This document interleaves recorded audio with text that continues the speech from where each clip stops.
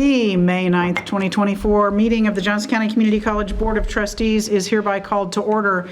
Check out the new digs, everybody. Is this awesome or what? Right? So wonderful to be back in our space. And so to kick things off, won't you please stand and join me in the Pledge of Allegiance? I pledge allegiance to the flag of the United States of America and to the republic for which it stands, one nation, under God, indivisible, with liberty and justice for all.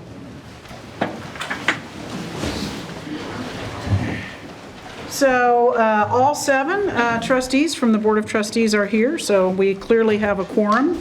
And so we'll start with awards and recognitions, and I'll turn it over to you, Dr. Korb. Okay, well, it is my pleasure to introduce Logan Griby. Logan is our student spotlight, and he's going to share a little bit about his story. As usual, I get a chance to meet with them just a little bit before they come and share, and so it was great to get a chance to meet him. And Logan, go ahead. We'd love to hear from you. Good afternoon, everyone. It's an absolute privilege and pleasure to be here tonight. I'm incredibly honored to be chosen as the Student Spotlight and future Student Senate President for the upcoming year. Coming to Johnson County Community College was a turning point for me. Before JCCC, I wasn't particularly motivated. I coasted along, unsure of my goals or purpose. Dead-end jobs offered no fulfillment, and I felt stuck. On a whim, I decided to enroll, hoping for something more. Initially, I planned on doing the bare minimum. Just like everyone else, I was always told C's got degrees, and that was kind of my goal. But JCCC had a different plan. The passionate professors here treated me with respect and dignity. They genuinely wanted me to succeed. Their enthusiasm was contagious, and it sparked something within me. Suddenly, I craved more than just getting by. I needed to excel. And I needed to make the most of the opportunity that I had been given. The shift was dramatic. My grades skyrocketed from average to dean's list and eventually the president's list. People who once saw me as unmotivated began to see my potential, and in turn, I started to believe in myself. I transformed from a slacker with no direction to a driven individual with aspirations. Inspired by the support I received, I wanted to give back to the vibrant community that is Johnson County Community College. I drove headfirst into campus life, attending CAV kickoff with a mission to explore every single club and organization that had a table there today. I ended up with a pretty impressive number: Student Senate, DECA, Model UN, International Club, Developing Diversity in STEM, Philosophy Club, and even Pickleball Club, a club which turns out doesn't even use a pickle. Through these diverse clubs, I thrived. In DECA, I became the treasurer, honing my leadership skills while collaborating with the future business leaders of America. As treasurer of the International Club, I connected with a remarkable group of students from around the world, sharing our love for Johnson County Community College. Joining Student Senate allowed me to serve my community directly, from JCC's wonderful JCC Gives event to Trick or Treat for Kids. These experiences were incredibly fulfilling.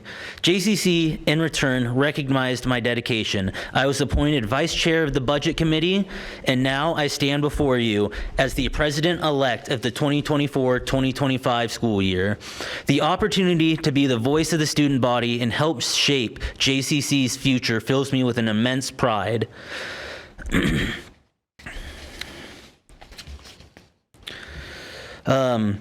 With that, I have future plans. JCCC's vibrant environment extends beyond academics. It's been about fostering a well-rounded student experience that caters to diverse needs. One area I'm particularly passionate about is building a strong support system for students who would like to choose a sober lifestyle. College can be a time of exploration and experimentation. However, for some students, navigating social pressures around alcohol and drugs can be a challenge. I believe creating a collegiate recovery program or a sober living club or organization would be a valuable resource that would help this entire community. Moving forward, I'm committing to working with the administration, faculty, and student body to explore the feasibility of a program such as this. I think this program aligns perfectly with JCC's mission of promoting student success and well-being. So, to end this all, I'd just like to re-say, JCC transformed me. Coming in with minimal expectations, I now hold the keys to success. This school has ignited a passion in me, and I'm determined to make a positive impact on the community that has given me so much. The future is bright. Thank you. I'd now...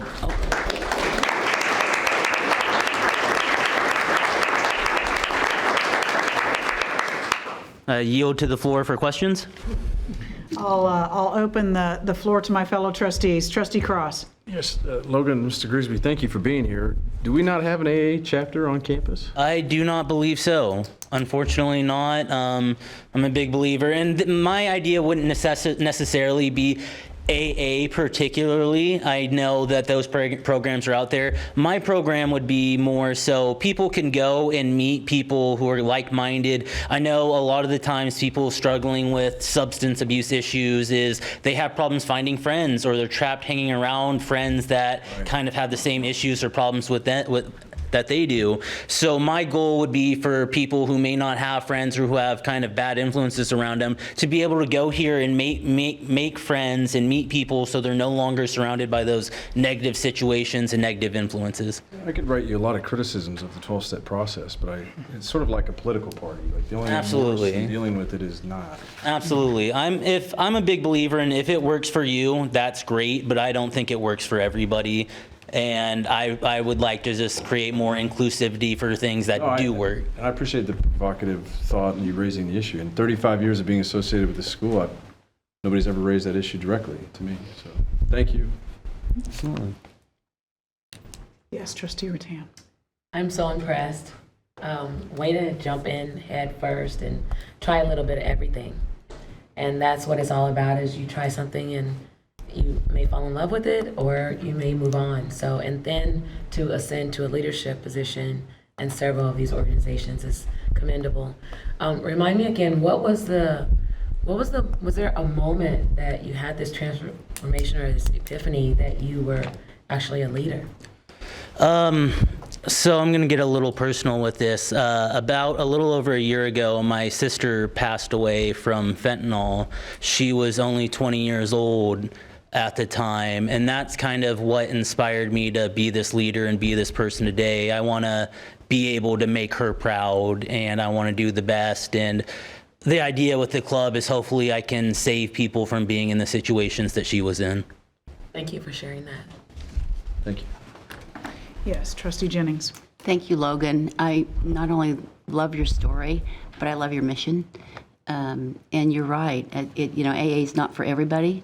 So it's nice that you're thinking about something else that students could be involved in that would help them maybe get out of a rut and find new friends that are going to help support them to have a sober life. My question to you is, where do you plan to go after you finish here? That's a pretty tough question. I've definitely considered many different schools, from some Ivy Leagues to UMKC or KU to stay close to home, to even University of Arkansas. Ultimately, down the line, my goal is kind of law school. I would love to kind of give back to the community that's given to me. I've seen some social injustice kind of in my life and how things have ran. And recently, this semester, I took an environmental science class, and seeing how the environment is treated sometimes has kind of given me an epiphany in of itself. I would like to work for the betterment of the planet, the aquifers. I think we all deserve clean streams, clean air, and just a clean society, not just us, but our children and our children's children. Well, it sounds like Johnson County Community College has given you the passion you need to move forward in a way that maybe you didn't know you had. Absolutely. So that's awesome, and I'm sorry for your sister. Awesome. Thank you so much. I appreciate that. And Trustee Smith-Everett. Thank you. Logan, I just want to tell you that Your story perfectly encapsulates what we're all about in community college. Community college is about people in our community who don't feel like they maybe got on the track they were supposed to at the right time and the right age and the right place. And we are a place for them to come and reimagine what's possible for them. So kudos to you, because by you telling your story, you're also telling our story, and you're really inspiring other people who may not feel like they have a place or they have goals that they can aspire to. Several of my trustees took my big question, so my last question I have left is, what was the first class where it started to change for you on campus? And tell me, was it the professor, the class? What were the pieces of that you really could feel the change happening? In a weird way, it was an online class. What was the professor's name? But he was just so understanding. I had some struggles. I was dealing with a lot of struggles in life. My sister did pass while I was still in class, and I was worried I was going to have to drop out. I was worried I was going to fail out, and I just messaged him. I gave him this paragraph and paragraph long response of, hey, like, I'm freaking out. I don't know what to do. Like, I don't think I can do my home. And he was very understanding. He's like, hey, if you need to take some time, like, don't worry about your classes. Like, it's going to be all right. Do you need somebody to talk to? And that really is kind of what made the difference for me, that made me realize that the faculty on campus really care about the students. Professor Ferguson, Intro to Business. Thank you so much for sharing that. Well, Logan, thank you so much. So much of what you touched on, so many important issues. First of all, it's hard for me to imagine that you were ever a slacker, but I'll take your word for it. You are, to kind of echo what my colleague, Trustee Smith-Everett, had to say, you are the embodiment of what we mean by student success. Someone who was able to come here and find their place, find themselves. And kudos to you for being able to accomplish that, and all the people who have helped you along that way. I hope that you continue your journey to law school. And I say that because, and I think Trustee Cross would echo this, lawyers have a voice that other people don't have to lift up people who need help. And you are the perfect kind of person to carry that mission forward. And I hope that you stay the course and you're able to do that, because there's a need for attorneys who can genuinely offer help to people who need that kind of assistance. So thank you very much for sharing your comments with us. Absolutely. Thank you guys again for taking the time to hear me out. Thank you.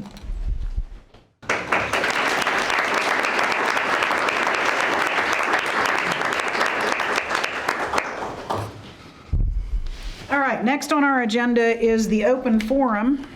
The open forum section of the board agenda is a time for members of the community to provide comments to the board. There will be one open forum period during each regularly scheduled board meeting. Comments are limited to 5 minutes unless a significant number of people plan to speak, and in that instance, the chair may limit a person's comments to less than 5 minutes. In order to be recognized, individuals must register at the door 15 minutes prior to each regularly scheduled board meeting. When addressing the board, registered speakers are asked to remain at the podium, shall be respectful and civil, and are encouraged to address individual personnel or student matters directly with the appropriate college department. As a practice, the college does not respond in this setting when the matter concerns personnel or student issues or matters that are being addressed through our established grievance or suggestion processes or otherwise the subject of review by the college. There are 7 registered speakers at tonight's meeting. I am going to exercise my authority as the chair to limit the comments of each speaker to 3 minutes so that we can get through everyone and everyone has an equal opportunity to convey their concerns. You will be called to the podium in the order of registration, and prior to beginning comments, we ask you to state your name, city, and state. And please forgive me if when I call your name, I get it wrong. I'm gonna do my best here with the pronunciation. So first up is Alicia Bradley. Did I say that right? Okay. Thank you.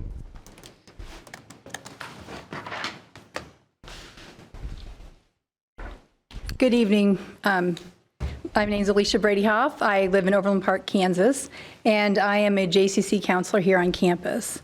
I've had the opportunity to serve the college for the past 31 years. I've had the privilege to both work in administrative roles as the records manager or registrar. I've served as an interim dean of student success and learner engagement, as a faculty chair in my area, and most of my career has been focused around counseling and working as a counseling faculty member. My passion here is for the college.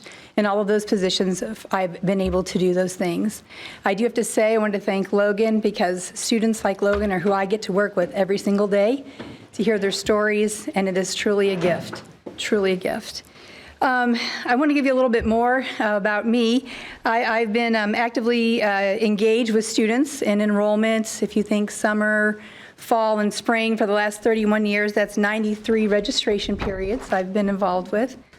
I've taught a course here in the Business Office Technology program in records management. I've had the opportunity to serve JCC through 7 different presidents, and I've also worked with 8 different vice presidents within student services. I had also the opportunity to participate on the negotiations team with the interest-based bargaining process in 2021 during COVID. So I do envy the team this year to be in person, because that was all online. When I started here in 1993, the leaders here were individuals such as Virginia Krebs and Dr. Hugh Spear. There was certainly a sense of pride at JCC, and that a really very, very good person that embodied that was a gentleman named Bob Frizzell. Many, many good people have come and gone during my time at the college. I've always valued the JCC Board of Trustees as partners in our educational mission. Our current collaboration is occurring with current contract negotiations. I know the financial outcome of these negotiations is not going to impact me financially, as I'm retiring at the end of June. They are going to impact the overall community in Johnson County, where I reside. The outcome of our colleagues and how we are valued with salary increase will affect the children in my neighborhood when they have their experiences at Johnson County Community College. We've always prided ourselves on providing premier academic programs, support services, and student experiences. They're all created by valued and exceptionally talented, innovative, and often nationally recognized educators in both faculty and staff. You have about 25 seconds left. Thank you. I've had an incredible career here at Johnson County Community College, and I hope that we can continue to recruit the best that we can, and the best faculty here are drawn into the institution by the culture and the compensation. It is certainly with mixed emotions that I'm retiring from Johnson County Community College, and I thank you for the opportunity for letting me to speak with you, for having me speak with you this evening. Thank you so much. Lily Choa. Did I say that right? Chow. Please come to the podium, and I apologize for the mispronunciation. Right, understandable. My name is Lily Chow, and I work here for over 20 years. I work as open computer lab system, and I got contacted by HR 2 weeks ago. Our group will be terminated by June 30th, and we have 9 of us in our group.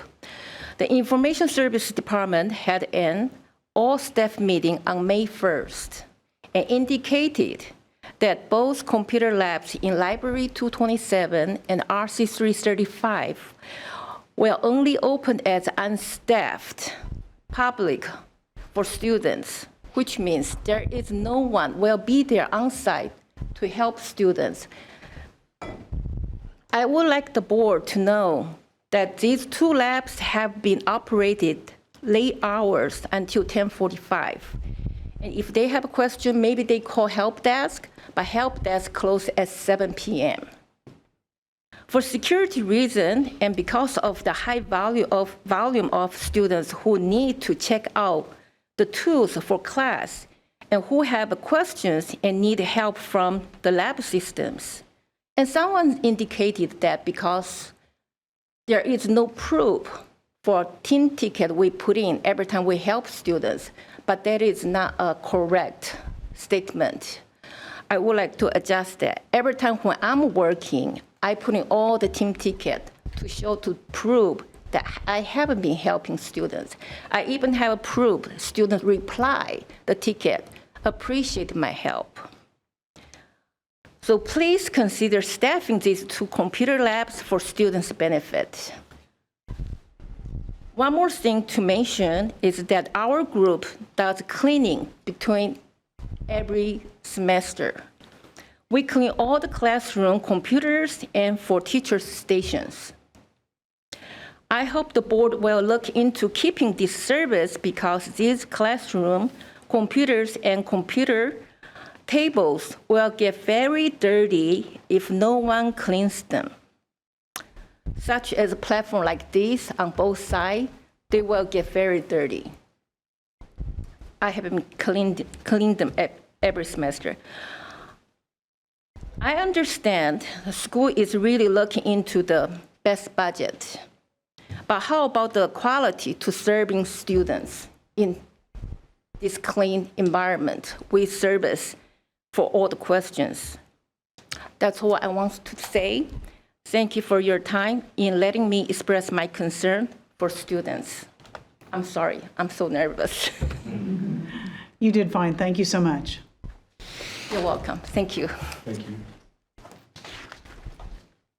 Nick Mancini.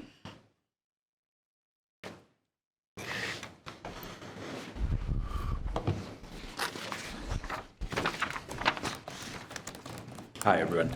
I'm Nick Mancini. I'm from Olathe, Kansas. I've been a faculty here for 5 years now. And talking about negotiations, like I'd imagine most folks for faculty would be. I'll keep it really short. Won't even take a whole 3 minutes, I don't think. I generally think of myself as an optimist, and I think optimism is a requirement for good teaching. If you don't think that students can improve, if you don't think problems are solvable, that we can keep making progress, I have a hard time thinking about how you can be a good teacher on a day-to-day basis. Unfortunately, this is kind of the first time where I don't really feel optimistic about my next 25 years here. If you asked me 2 months ago, what's my career going to look like, you're seeing it. I'm here, I'm an associate professor. I plan on being a professor. I'll be the chair of the reading department next year. And you asked me what my plans are for summer, professional development. I want to go to the Chair Academy. I want to read the Common Read that English is doing so I can support those students better. I just accepted a job over summer to part-time work at UPS to help make ends meet. I have 3 kids. They go to the Hursteiner Child Development Center, and I make less money in real dollars. I make less money today than I did 10 years ago. I make less money today than I did 5 years ago. And it just kind of gets tougher every year. And instead of doing PD this summer, I'm moving boxes like I did when I was 18. And the reason I went to college was so I stopped doing that. So I've got my forklift certification again. And that's what I'm going to be doing this summer instead of going to a chair academy. So thank you for your time. I love working here. I don't plan on going anywhere. But that's just where I'm feeling now. So thank you. Thank you. Andrea View.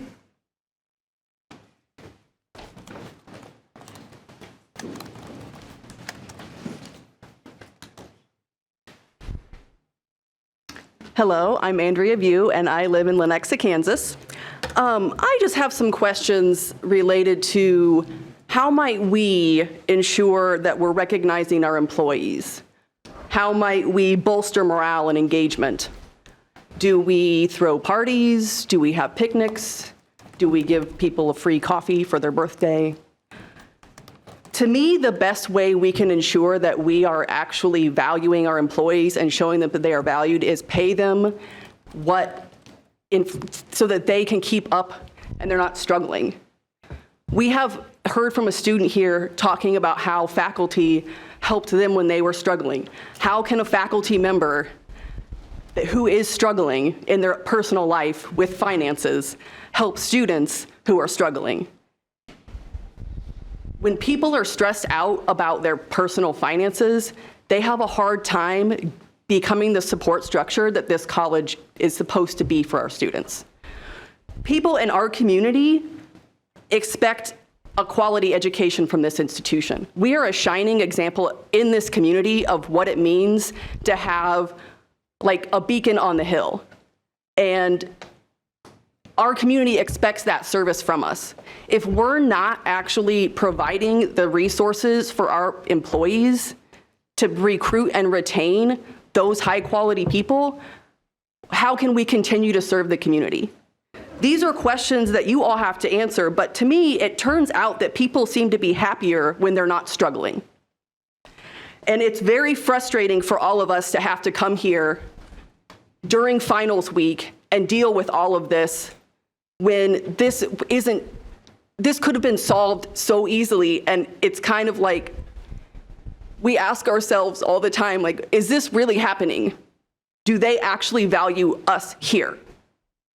I'm sorry to be so loud tonight. This is probably a little bit abnormal, but I don't know how we can maintain the quality of the services we're providing and ensure our students' success when we are stressed out about our personal lives and our personal finances. Thank you. Thank you.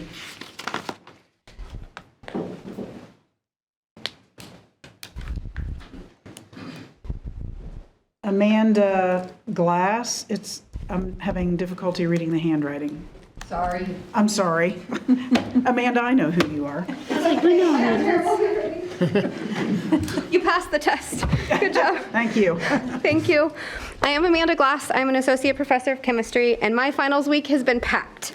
I've attended a scholarship reception for a student in my team taught honors forum who asked a research question centered around public water sources available to children in Wyandotte and Johnson counties, and presented them at the STEM Poster Symposium. I celebrated with a student who successfully completed my Gen Chem 1 course after they shared at the beginning of the semester that they had previously taken a similar course at a different institution with a faculty member who actually laughed at them when they sought help.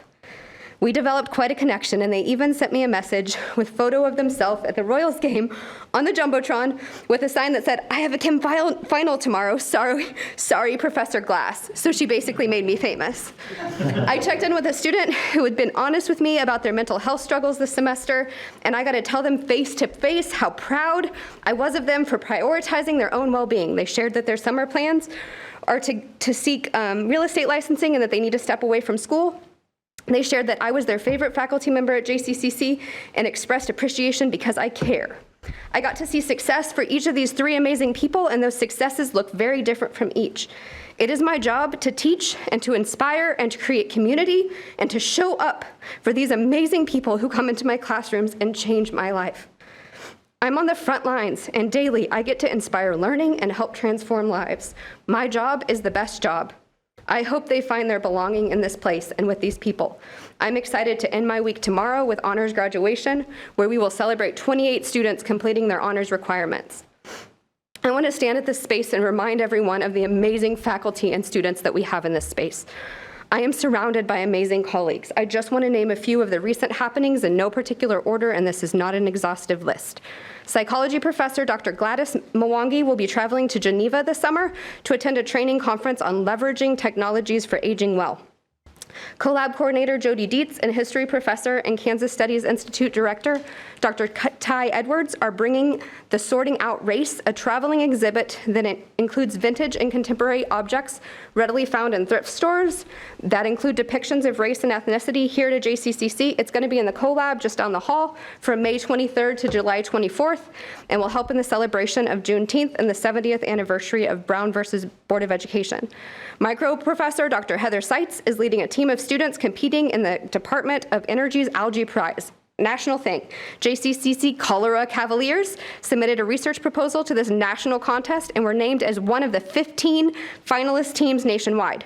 They receive funding for their project and will compete for the top prizes through their work on this project over the next years. Because this is shortened, I will send you my remarks so you can see all the brilliance. These folks choose to do these things above and beyond their job duties because they genuinely care about the student's success and their own professional development. We understand that to employ high-impact practices and stretch outside of the traditional classroom may make the difference necessary to help students learn and achieve success. Thank you so much, Amanda. I'm at time? You're at time. Okay. Appreciate your comments. Dan Owens.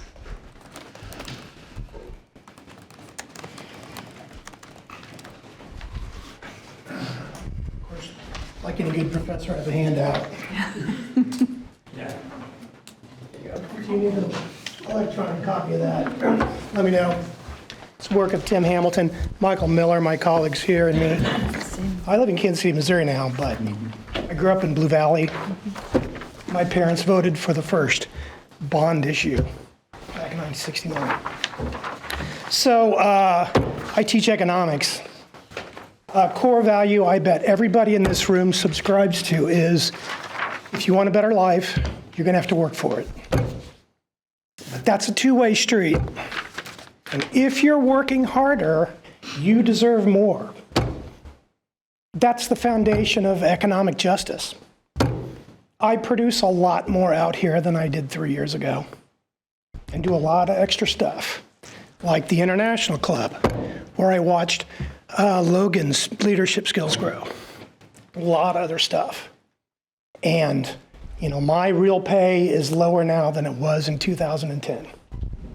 And you all are in a position to change that, right? People respond to incentives is another core value of the class. And, you know, I started in 1995. I hope I get my 50-year pin one day. I'm very dedicated to this institution. So please keep us in mind when you're considering the salary increases for the next 3 years. Thank you. Thank you. Our final speaker is David Davis.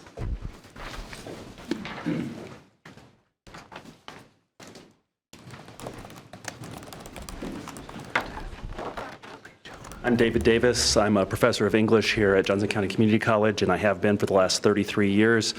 I also am a resident of Overland Park, and I'm a parent of 4 children who have gone to this school and have received an amazing education from faculty other than me. All of them are successful. My youngest is graduating in 2 days from University of Kansas State University. I have always been proud of this college. I've always heard that the college valued faculty, and as you've heard, and so I will keep it short, we don't feel valued. 10 years ago, I had 4 kids in the home, I had a car payment, and it was easier to make ends meet than it is now. 2 years ago, during one of the worst times of inflation in this country in 2 decades, I received less than a 1% raise. We're getting tired of hearing we value you. And I think, as Andrea said, the best way to show us you value us is to pay us. That's really the only message I've got. Thank you. Thank you. That concludes the open forum part of our agenda. And next up is board reports. We'll start with Student Senate and Apuna Gonzalez. I see that you're here this evening and we can't wait to hear from you. Good evening. I hope you are all doing well tonight. I would like to start by giving you an update on Student Senate elections. For this next school year, we have had elections for the next executive board, and I would like to shout out all the students who were elected. For our next president, we have Logan Griby. As our secretary, we have Olivia Mukungiri. As our treasurer, we have Mandy Tudor, and as our parliamentarian, we have Brash Najulu. I'm sorry if I messed up any of these people's names, but I would like to hand it over to Logan Griby to give an update on Student Senate for this past year. Hello again, everyone. This year we have funded $26,965, almost a little shy of $30,000 to clubs and organizations across campus. Student Senate itself has hosted 3 major events. Trick or Treat for Kids, where we served over 300 guests with games, activities, candies, and just a fantastic place to have a good fun time with the family. As well as JCCC Gives, a program where we give out help needy families come up with Christmas presents, clothes, presents, things like that. And finally, very recently, we had our service week where we made hygiene kits for Kasai for people struggling with addiction who are going to mental health rehabilitation. We also volunteered with Clear and Connect classes, as well as had a trash pickup day. And further from that, Student Senate has voted in 3 new clubs across campus, and I am excited to represent Student Senate as the president for the next year. I would also like to conclude by thanking the Board of Trustees and all the faculty of JCCC for making this past school year possible. And I'm grateful for my time as JCCC student president and cannot wait for what the upcoming Student Senate has to offer for the school and all the surrounding communities. Thank you. Thank you so much.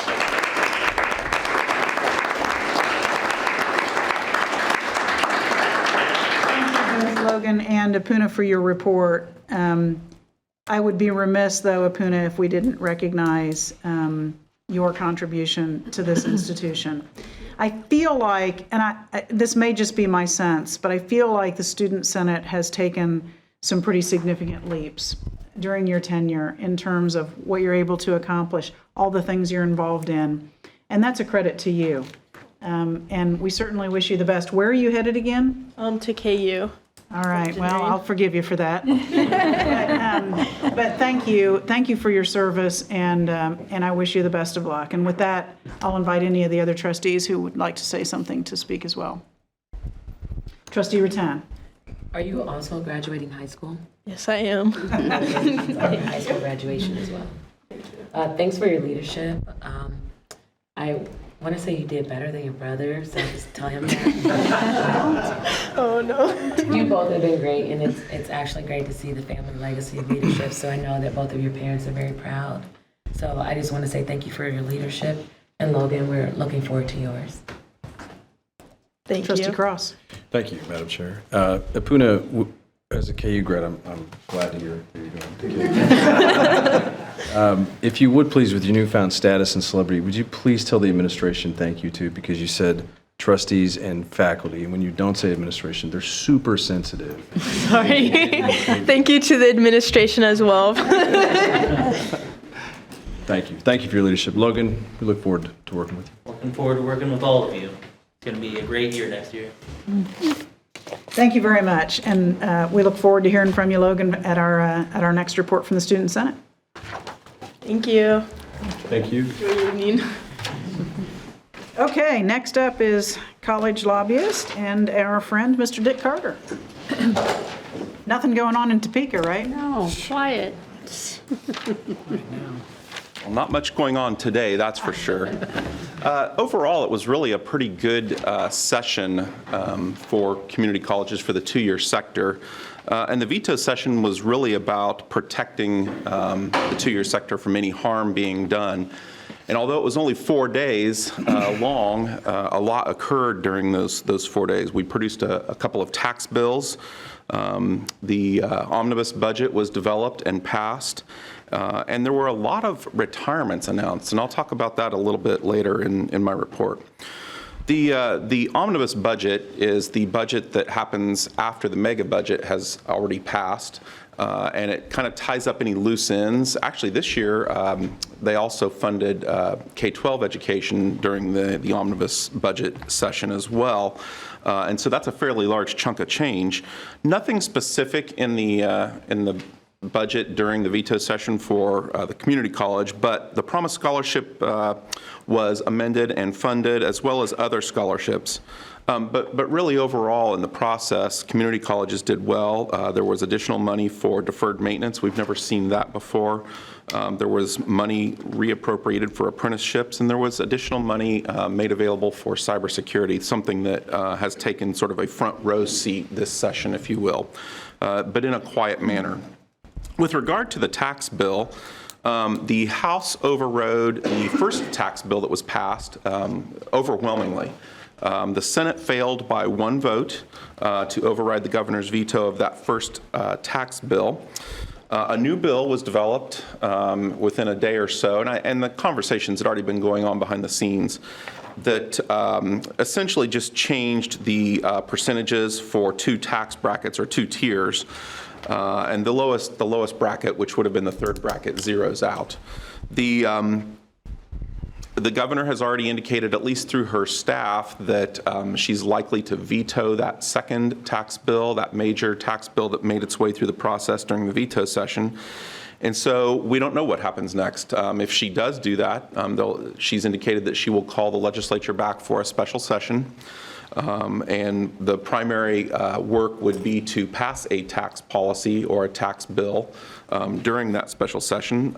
Usually the special session can go, it can be defined as far as length, but anything can happen. Once the legislature's back in town, there's 165 folks and they all have ideas, and anything can happen once folks arrive back in Topeka. There's a couple of other tax bills that could be a part of that veto package. We don't know that for sure, but there were some other more minor tax bills that were passed that dealt with policy in different areas of state government and local government. And so they all could be vetoed, and we could be seeing a special session to address those issues. I think what that really means is, while there were no significant changes or issues dealing with property tax, which is something that we watch very closely because that's where we get a good portion of the dollars that help fund the college, that's always the concern or the question, is once they come back and they start messing with different taxing jurisdictions, what does that mean for property tax overall? So we'll continue to watch that if that should happen. As at the beginning of this week, the governor didn't have either the budget or the tax bill. I think she has them in her office now. And so there are 10 days which her office has to review. She can sign the bills into law. She can veto the bills, or she can allow them to become law without her signature.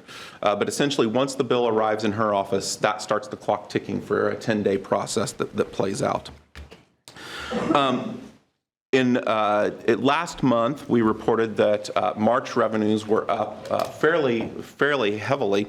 That plays out even better in April. And the important thing to note about that is the consensus revenue estimating group met around the 20th or so of April, so following the tax filing deadline, and they adjusted those revenues up. When the actual numbers came in on April 30th, they were up even more significantly. So that again lends all of the credibility to this tax conversation that we continue to have in Topeka as far as providing some type of relief to Kansas residents. With regard to other legislation, there was no other significant legislation during the veto session that would impact community colleges or the governance of community colleges. There were no significant bills impacting that revenue neutral rate process that you have to go through every year when you're working the budget. I would mention that the local ad valorem tax refund mechanism was eliminated in state law. So that is a statute that's been on the books for a long time. Many local units of government thought that there might be an opportunity to capture some of those dollars. That's been talked about for the past couple of legislative sessions. In the final analysis, that law, it hasn't been funded since 2002, 2003, around that time frame. So the statute was removed from the books. Up next, we have a June 3rd filing deadline. I mentioned at the beginning of my report that there were a number of announcements, retirement announcements made. We knew that there would be a significant number in the Senate. We've even had a couple more that we weren't anticipating. So I think you could anticipate seeing, just from the retirements, 20% change in the Senate. Now, there's only 40 members that make up the Senate. There's 125 in the House. And there will be a number of folks who do not file or have announced that they're not filing in the House. The numbers, the economy of scale is a little bit different, but the numbers aren't as much right now in the House, but we'll see what happens come June 3rd. We're also hearing that June 3rd could be the magic date for this veto session, or this special session, should one be called. So those two dates sort of coincide. We might see a lot of announcements at the Secretary of State's office when people are filing or not filing, as well as that could be the date that folks are called back to Topeka for a special session to deal with taxes. So, Madam Chair, I would stop there and see if there's any questions. That kind of gives you a sense of what occurred during the veto session this year. Thank you so much, Dick. And I'll invite comments from the board. Trustee Smith-Everett. I'm looking back that several times we talked about the statewide mill levy. Where did that end up dying? Did that ever make it to the floor of either house? So it never made it to the floor anywhere as far as a conversation. There was not a bill introduced either in the budget committees or in the higher ed committee that exists on the House side. So we avoided that conversation, even though it was one that occurred all last summer and fall. Okay, thank you. That was my question. Appreciate it. Any other questions? Thank you, as always, Dick, for your insight and your comments, and I'm sure that you'll be able to update us when we see you again on what's happened. So, well, we may be talking then, about a special session next month. We may be. Thank you so much. Next on the agenda is the report from College Counsel and Jason Arnett. Good evening, everyone. Now I can see you all from my seat. College Council met last Wednesday, May 1st, and I have a few updates for you. We did have an introductory conversation with new Vice President of Human Resources, Christina McGee, and she says that human resources is in a healing period and heading in the right direction, and her outlook for the future is positive, which reassured all of us in the room. So we're very grateful for that.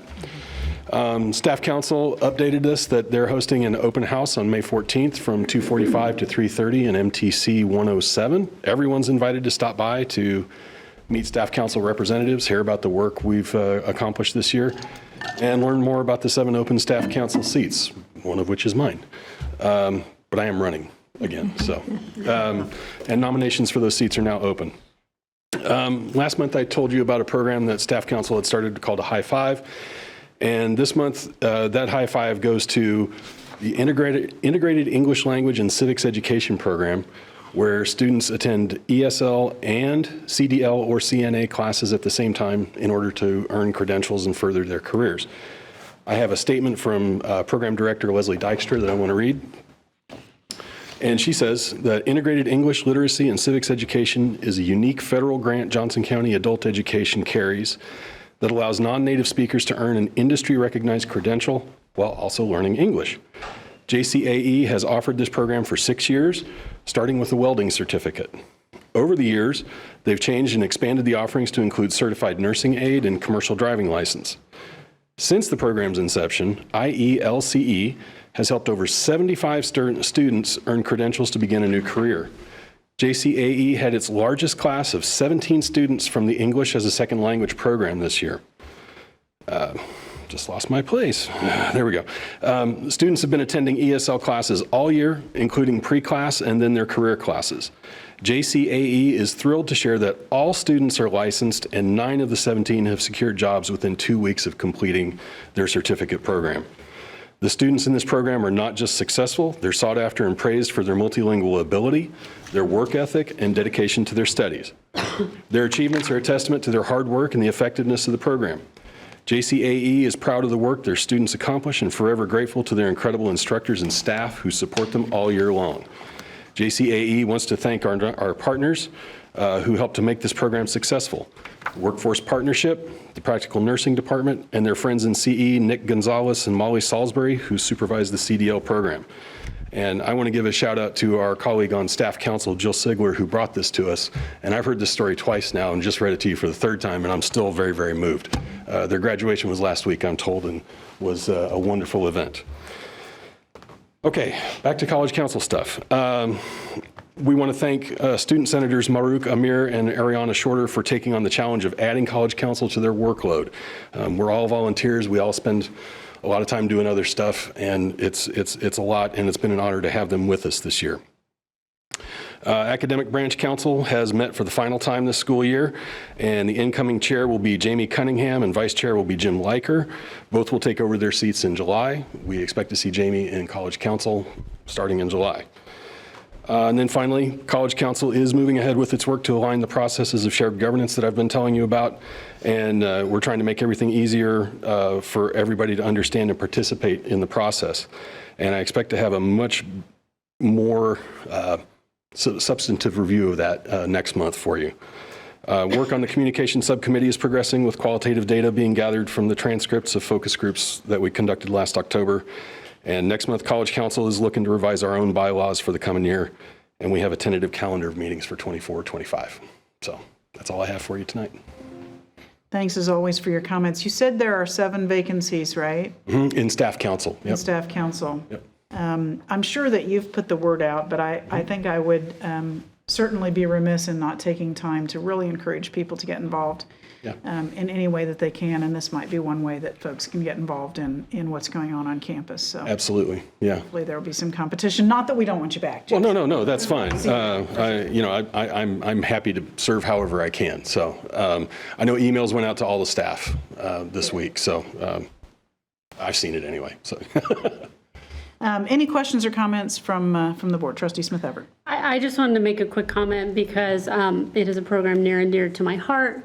So I was a JCAE teacher and instructor of the level 3, which was the highest level at the time. This was before we did the licensing.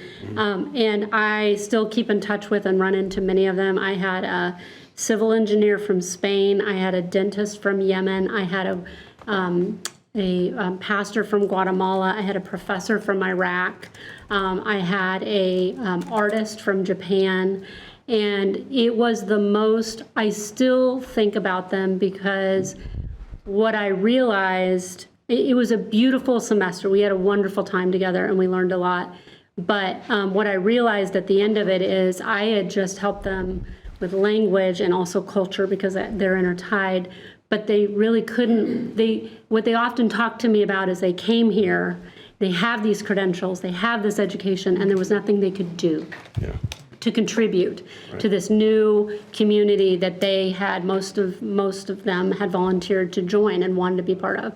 So I just want to commend the JCAE group for getting that grant and the work they're doing, because I think that was the linchpin for so many of my students in success in being able to figure out how to take all this knowledge they had in another language and use it in a positive and productive way here.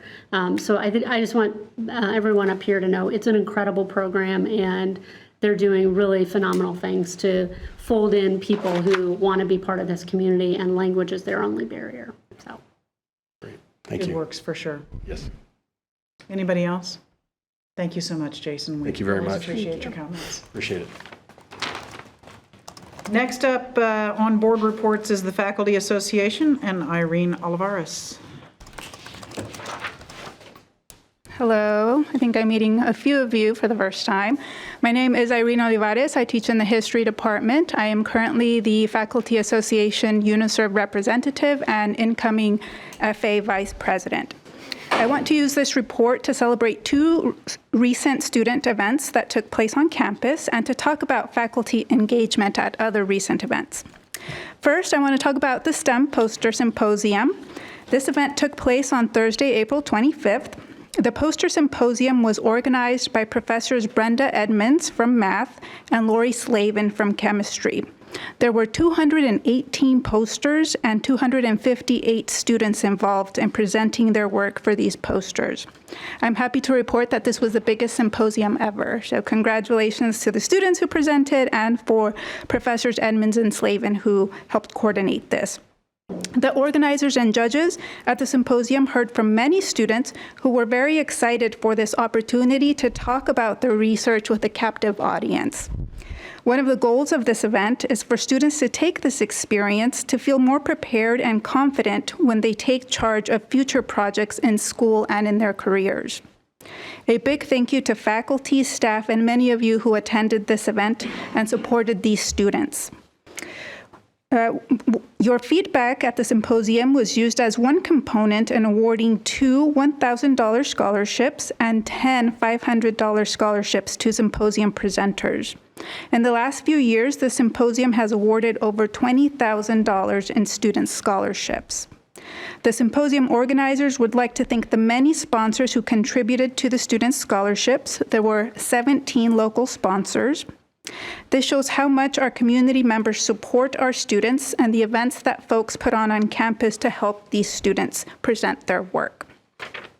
I was going to list all 17 sponsors, but I'll spare you that. You all can look them up or contact Professor Slavin or Edmonds.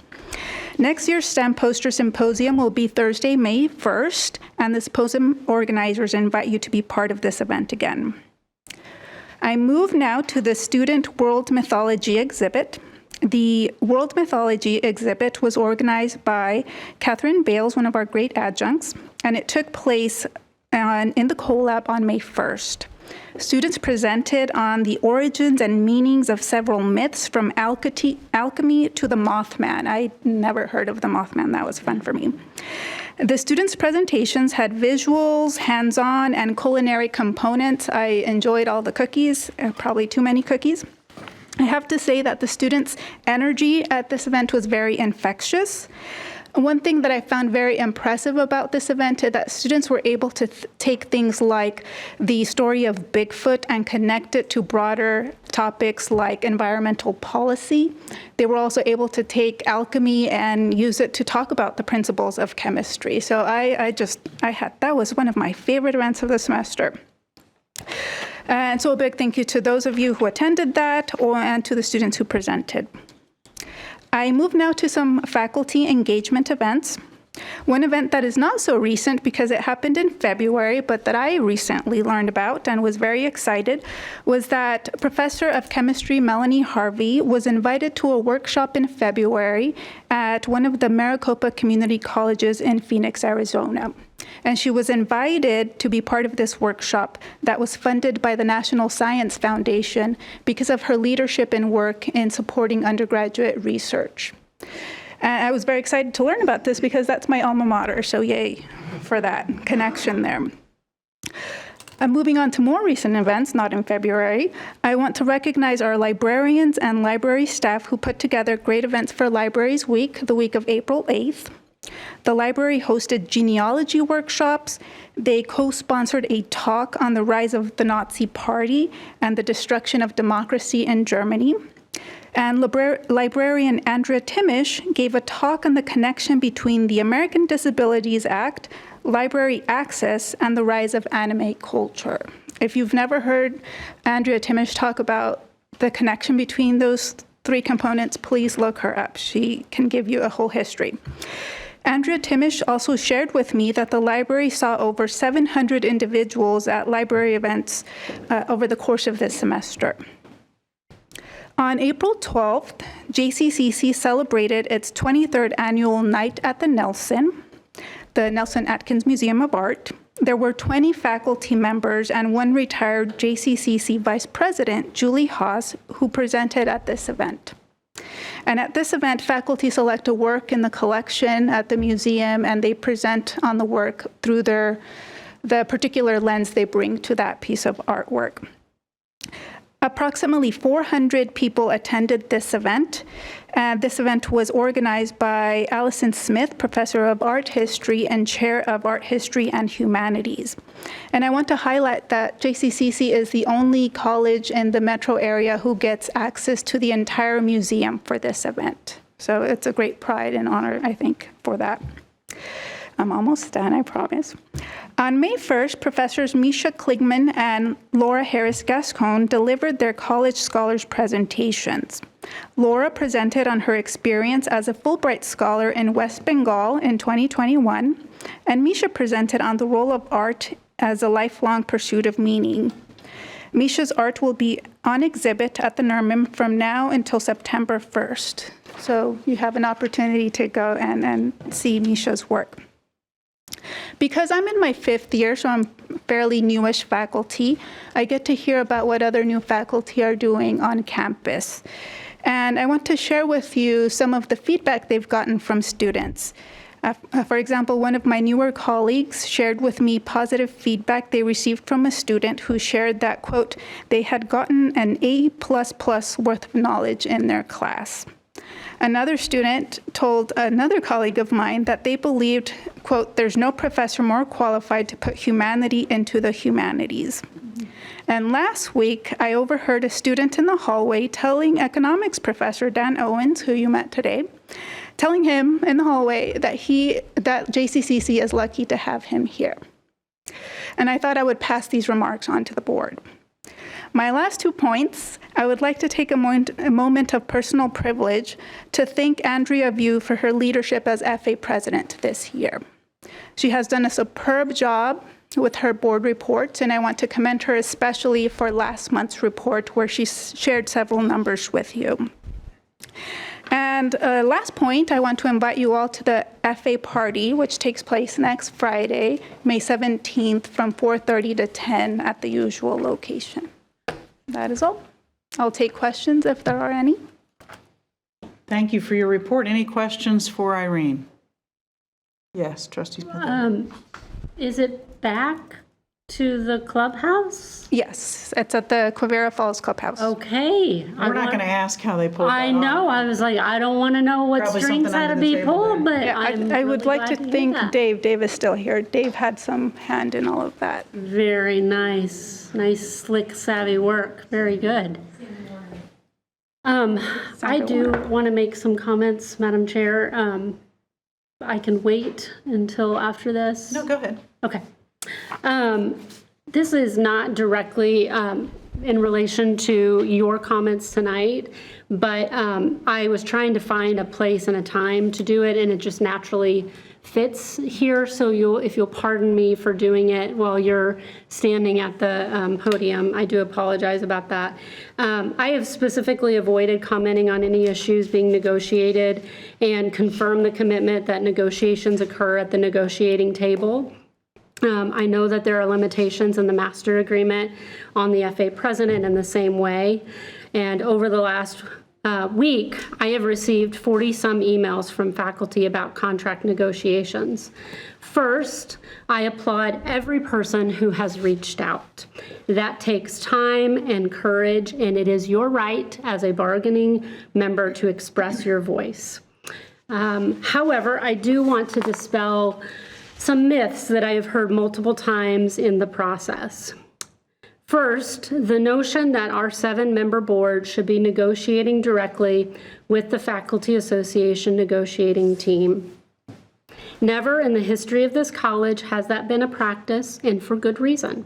We are elected to provide fiduciary duties of oversight, accountability, and stewardship of the college's resources. We appointed a team to negotiate in good faith on our behalf, and they are doing that.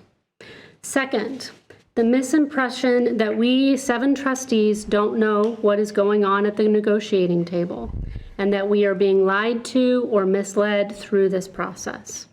I want to assure you that the 7 elected trustees you see before you do not ever take anyone's word for it on anything.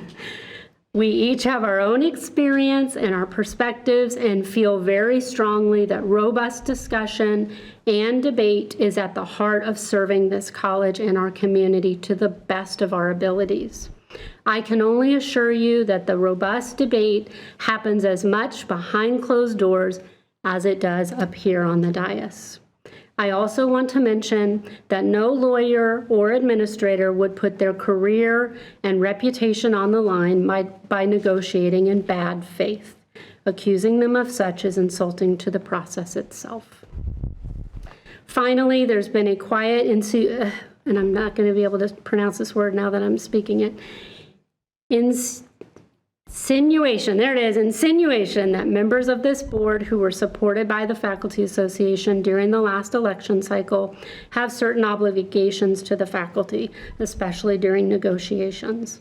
I want to be very clear that there is no quid pro quo on this board, and the implication of such is detrimental to the role of faculty and our obligations as board members to this institution and our community.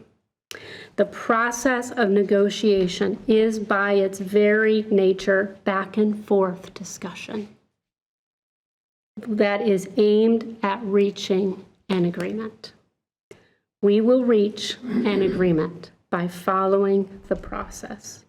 We do truly appreciate, and I should say I do because I am not speaking for anyone else up here. I truly appreciate every person that contributes to making this a great place. That concludes my remarks. Thank you for that. Any other comments or remarks before we have our Faculty Association representative leave the podium?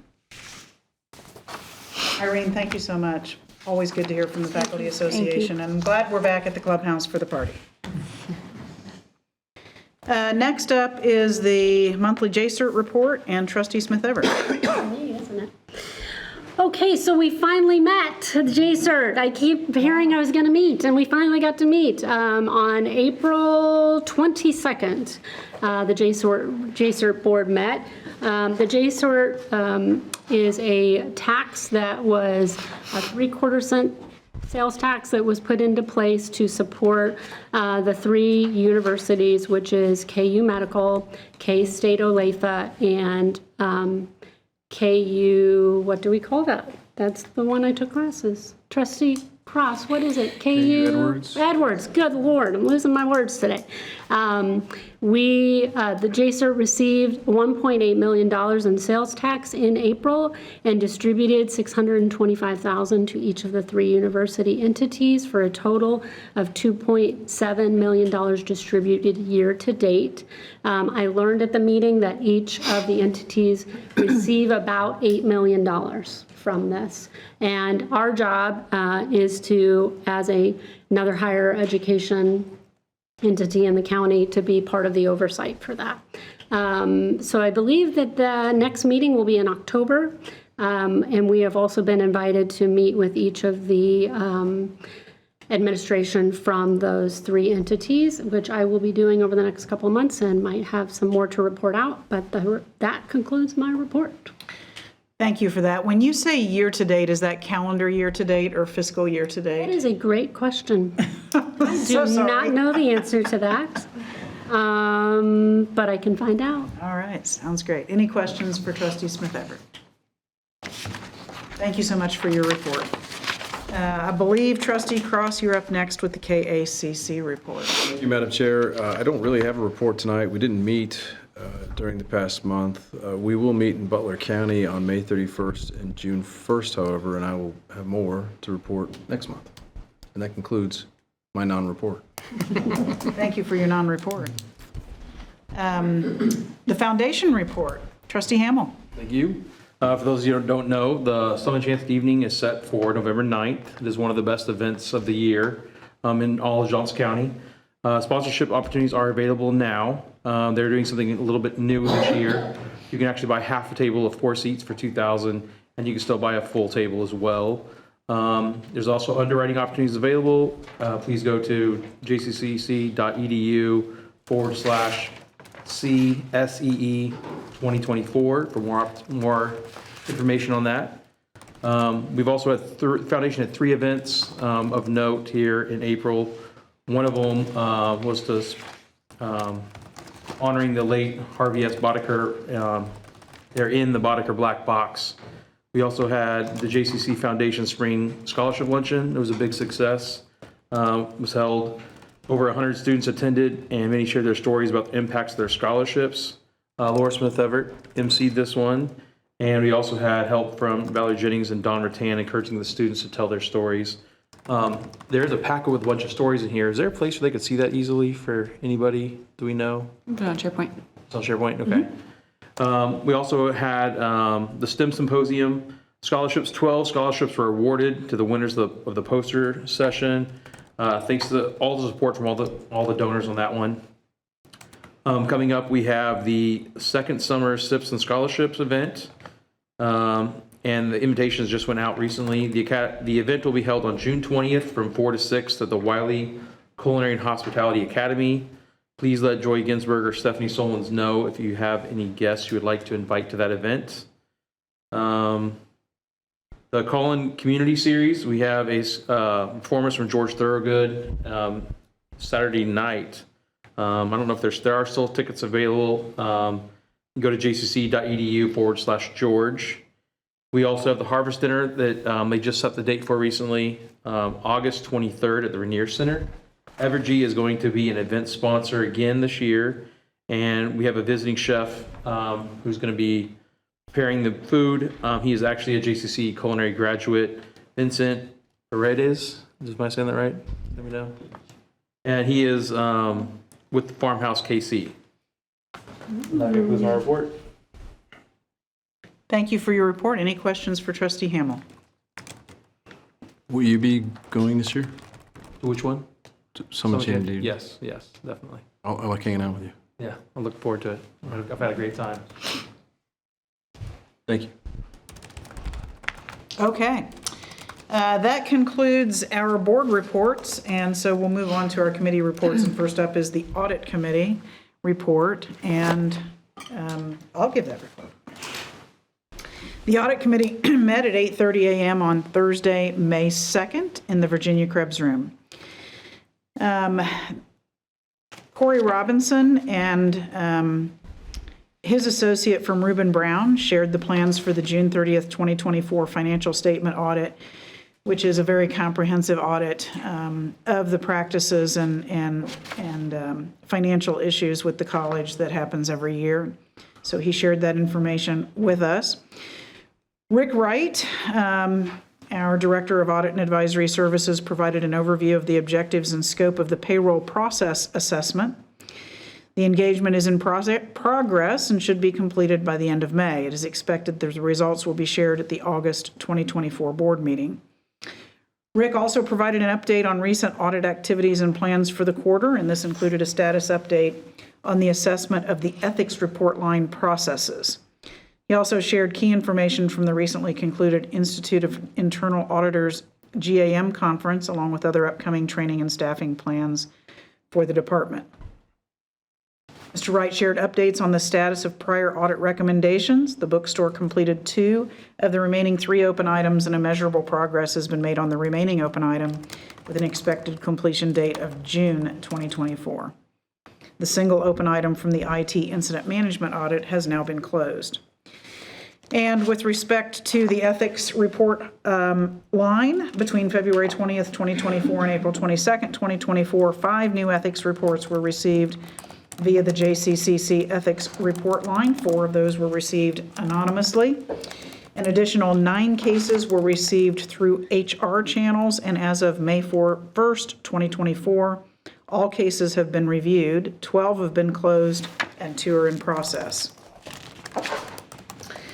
Mr. Wright indicated that the Ethics Point benchmarking report is being reviewed and will be revisited as work on ethics report line processes progress. And the reason for that is because until we get the processes sorted, it's difficult for us to benchmark with other institutions or prior years because there's some incompatibility in the way the processes are conducted. The next meeting of the Audit Committee is scheduled for Thursday, August 1st, 2024.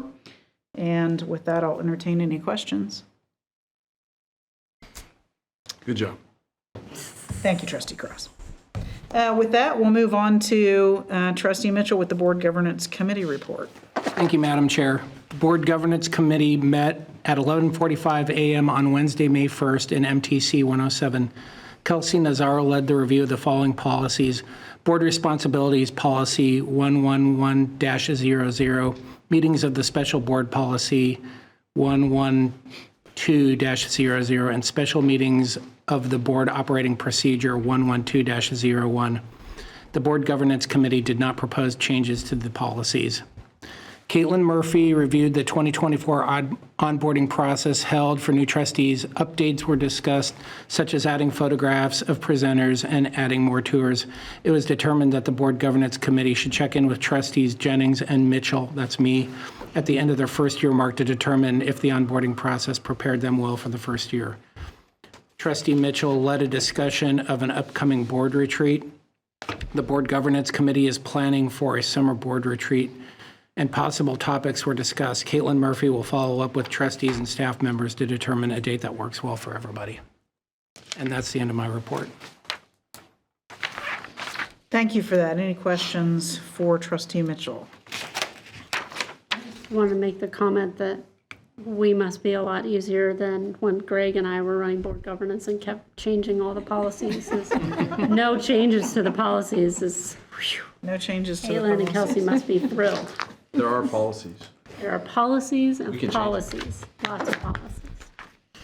I will just comment briefly that the board retreat process is very important to me, and I think the whole board, and so thank you for picking up that laboring oar and keeping that moving forward, and we'll look forward to hearing about when and where that will be and what we'll be taking up.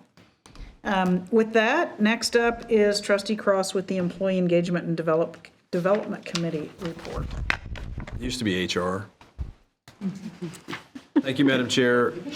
The committee met May 1st, 2024 at 10:45 a.m. on Wednesday, May 1st in MTC 107. Christina McGee provided an update on the compensation plan, highlighting the proposed language and pay tables. The compensation table can be found on pages 7 through 20 in your board packet. Madam Chair, it is the recommendation of the Employee Engagement and Development Committee, I mean, HR is so much shorter, that the Board of Trustees accept the recommendation of the college administration to accept the revised compensation plan as shown in the board packet, and I so move. Second. Moved by Trustee Cross, seconded by Trustee Mitchell. Any discussion? Trustee Smith Everett. Thank you, Madam Trustee. I just want to say, because I anticipate there's not a lot of robust discussion about this tonight, how much I appreciate Dr. Korb really walking specifically me several times through the components of this so that I thoroughly support it and feel confident in how we've put this into place. And I know that she also and the team sent out a video explaining the components of it as well, which I think the transparency and the thoroughness that this has been reviewed and explained really reassures me, and I really appreciate that. So thank you. Thank you. Any other? And yes, Trustee Hamel. I'll basically reiterate what Trustee Smith Everett said. I had a lot of concerns with some of these things as we were right before you voted on this, and many of those concerns have been addressed and I think corrected for the better. And so, yeah, I'm definitely, thank you for your help on that. Thank you. I concur. Thank you, Trustee Cross. Any other comments? Hearing none, all in favor say aye. Aye. Yes. Opposed? Motion carries 7-0. Madam Chair, Christina McGee also provided an update on the implementation of the Culpeper Plan. She specified the timeline for the past week, beginning with Dr. Korb's campus-wide video outlining the Culpeper process to the emails all employees received concerning level of pay. Christina thanked the Human Resources and Information Services staff, along with the leadership team, for all their hard work on the Culpeper Plan and its eventual implementation.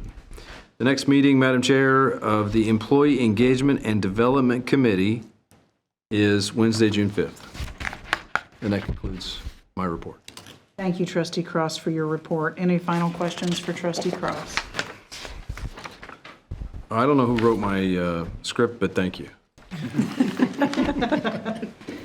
Thank you for that. We'd be lost without the script writers. Those people in the background who keep us on task. Okay, next up is the Management and Finance Committee report from Trustee Mitchell. And I'm not trying to encourage you in any way, but if it is your pleasure to try to bundle some of these recommendations, there are a lot of them. So if there's a natural fit where some of them can be bundled together, feel free to make that suggestion, and we'll see if we can do that. That would first come by way of motion by you to bundle certain recommendations together. If that motion passes, then we'll do that, and we'll take those up in one. Thought it crossed my mind too. We're on the same page. Okay, thank you, Madam Chair. The Management and Finance Committee held their meeting at 9 a.m. on Wednesday, May 1st, 2024 in MTC 107. The information related to the meeting can be found on pages 23 through 34 of the board packet. The Management and Finance Committee received the following reports from staff. On sustainability initiatives, Dr. Jay Antle, Executive Director, Center of Sustainability, and Professor of History, provided an update on activities in the JCCC Center for Sustainability and Campus Services. Dr. Antle presented recent results of the Noel Levitt study survey related to sustainability, and highlighted progress made in recent years through the college's Power Switch program to reduce energy usage and expenditure. He also provided details on JCC's investment in solar, electric vehicles, and charging infrastructure, and water and wastewater management, as well as recycling efforts, materials management, and provided an update on the bird collision study, which has been underway since 2018. Dr. Antle will provide additional detail related to the Student Sustainability Committee and Sustainability in Curriculum at an upcoming meeting of the Student Success Committee. Capital Acquisitions and Improvements Progress Report. Tom Hall, Associate Vice President, Campus Services and Facility Planning, provided an update on various facilities projects listed in the Capital Acquisitions and Improvements Matrix. He also reviewed the status of the CDL driving range project and progress on GEB first floor revisions currently under construction on campus. In terms of the Unified Communication System update, Rob Caffey, Vice President, Information Services, CIO, provided a report on the Unified Communication System project. A review of the current fund system was given, along with benefits of moving to a cloud-based service solution. The estimated costs were reviewed, as well as the new system supports the college strategic plan, the academic master plan, the strategic initiatives within information services related to the digital workplace. The Management and Finance Committee has the following recommendation to present this evening. That's a little out of place. I'm sorry. Fiscal year 2024-25 management budget adoption. Janelle Vogler, Vice President, CFO, presented the proposed general post-secondary technical education funds management budget for fiscal year 2024. The college will complete the required notification and public hearing prior to adoption of the legal budget for fiscal 24-25, which will be filed with the county clerk according to statutory requirements. At this time, I'd like to ask Ms. Vogler to come to the podium to share the proposed budget summary with the board. Great. Thank you. All right, so tonight I have a short presentation for you. As you all recall, we did a very detailed dive into the budget at the budget workshop last month. So it's all in the book for you. And I do want to take this time to remind the audience and the viewing audience that all of this information is available on our website. The easiest way to get to it is to just do the search bar, search budget, and it's the very first link that comes up. So there's 5 years worth of budget workshop data, 5 years worth of the actual final adopted budget information, and then also our financial statements are out there as well. Okay. So tonight, we're going to talk through briefly the management budget recommendation that we're bringing forward. So this is a summary of the management budget recommendation. And I want to make clear at this point, this is our management budget that we need to have adopted in order for us to start doing business on July 1. The actual adoption of our budget, we call it the legal budget, does not happen until September. So these are things can change between now and then. Typically, it's the same, but we'll talk about particularly the compensation increase placeholder in just a minute. I just wanted to make that clear that this is what statutorily we have to have the board's approval to begin doing business on July 1. and changes can happen after that. So the summary of this is the proposed budget, as we just discussed, was presented on April 18th at the budget workshop. The budget contains the following features, and I just want to highlight these things for you. It maintains the current mill levy of 8.11 mills, so that the recommendation is that mill remains unchanged from last year. Prior to that, we did reduce the mill levy 5 times in 6 years. And a lot of that had to do with assessed valuation was growing very rapidly. This year, we are recommending it remain flat. It includes the 4% tuition increase that we discussed with you back in December of 2023. So that 4% applies against all to all residency categories. So Johnson County, in-state, out-of-state, and international, and then the metro rate. It includes a 3% compensation placeholder. It is pending the results of the faculty negotiations and the board approval. So just wanted to make clear that if it needs to be adjusted up or down after those results, that can happen before the September budget hearing. It includes benefit cost increases for medical employer, our portion of the medical plan, payroll taxes, 403Bs for employers, et cetera. It also includes strategic plan initiatives. There's $110,000 in the general fund budget. There are other initiatives that are being funded from different sources of state funds. It also maintains our reserve levels, which support our financial health and our strong bond ratings that we enjoy. Okay, so this is just the table. This is the budget summary document. This is the general fund of the college, which is our main operating budget. And as the budget is right now, it does provide about a $1.3 million contribution to our college reserves. So then when we look, just the last thing I have for you is what are our steps. So tonight, of course, is the board meeting. So again, we are being asked to adopt the FY25 management budget, which will enable us to conduct business on July 1. And then in September, statutorily, we have to have a budget hearing, and then we also need to have a revenue neutral rate hearing, because by not the mill levy remaining the same, but assessed valuation has gone up, we'll be collecting more than we did last year. So we do have to have that hearing. It has to happen between August 20th and September 20th. So that September 19th board meeting will be the time that we'll do that. And with that, I'll turn it over back to you and for any discussion. Thank you. Questions. And I'm glad we're going to be through the process before October 31st. Yes. I may or may not have picked a date so that I could be here for the whole process. Okay. It is the recommendation of the Management and Finance Committee that the Board of Trustees approve the 2024-25 management budget as presented by the college administration, and I so move. Second? Motion made by Trustee Mitchell, seconded by Trustee Smith Everett. Any discussion? Yes, Madam Chair, I would like to offer an amendment to the motion that we raise the mill. I think 0.2 mills should get us the money we need. Since we don't want to dip into reserves and set that precedent, I think it's imperative that we get these salary negotiations, the FA negotiations out of the way, and I'd like to do so as quickly as possible. So I think if my math is right, and Trustee Rattan has helped me with that, I think if we went up 0.1 mil, that would be $1.6 million. Is that right? Roughly.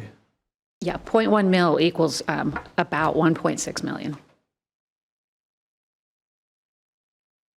Yes, thank you for that. So I think if we went up 0.2 mils, and we've cut 5 times in 6 years, that should get us, I think, the money we need for the bucket to hopefully meet the faculty. And I'm open to discussion or amending it however we see fit, but I think if we amended it to 8.31, that would get us where we need to go, at least for the next year. And so that way we don't have to borrow from reserves this year, and then we could always adjust in the coming years for the money that we need. So I would make the motion that we keep everything we've done. I appreciate everything everyone has done. I want to make sure we get the money we need to get this out of the way.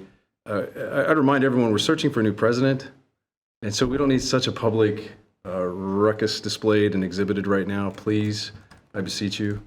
And so I think if we raise the mill to 8.31, and amend the current motion to have the mill go up 8.31 instead of 8.11. I'd so move. So I was not expecting you to raise this. I believe your motion is to amend the entire budget, correct? Not just to amend the motion to approve the budget. Yeah. The main underlying guideline that we raised the mill 8.31, which, yeah, it would affect the entire budget. So Trustee Cross has made a motion. And I said so, just for public record, I said so May 1st in the public meeting of the management committee to President Corbin and everyone. I know you weren't there, but I'm sorry it surprises you. But I publicly that day stated my opposition in the executive session. I don't know how this surprises you. I'm sorry I didn't specifically address this with you, but I'm making this motion.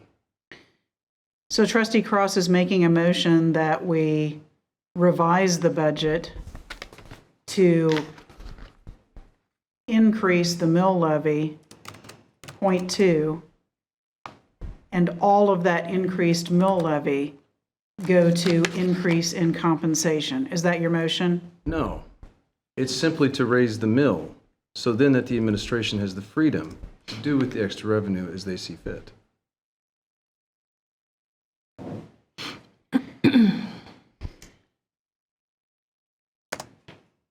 As I understand it, he's suggesting increasing the amount of property tax revenue by increasing the mill levy rate. Is that would be true? the goal. I mean, we're not there with the existing bucket we have set aside, and I don't really want to get into specifics here, so I'm trying to be somewhat circumspect. But I think if we raise the mill 0.2, that would get us about to where we need to be this year, in my opinion.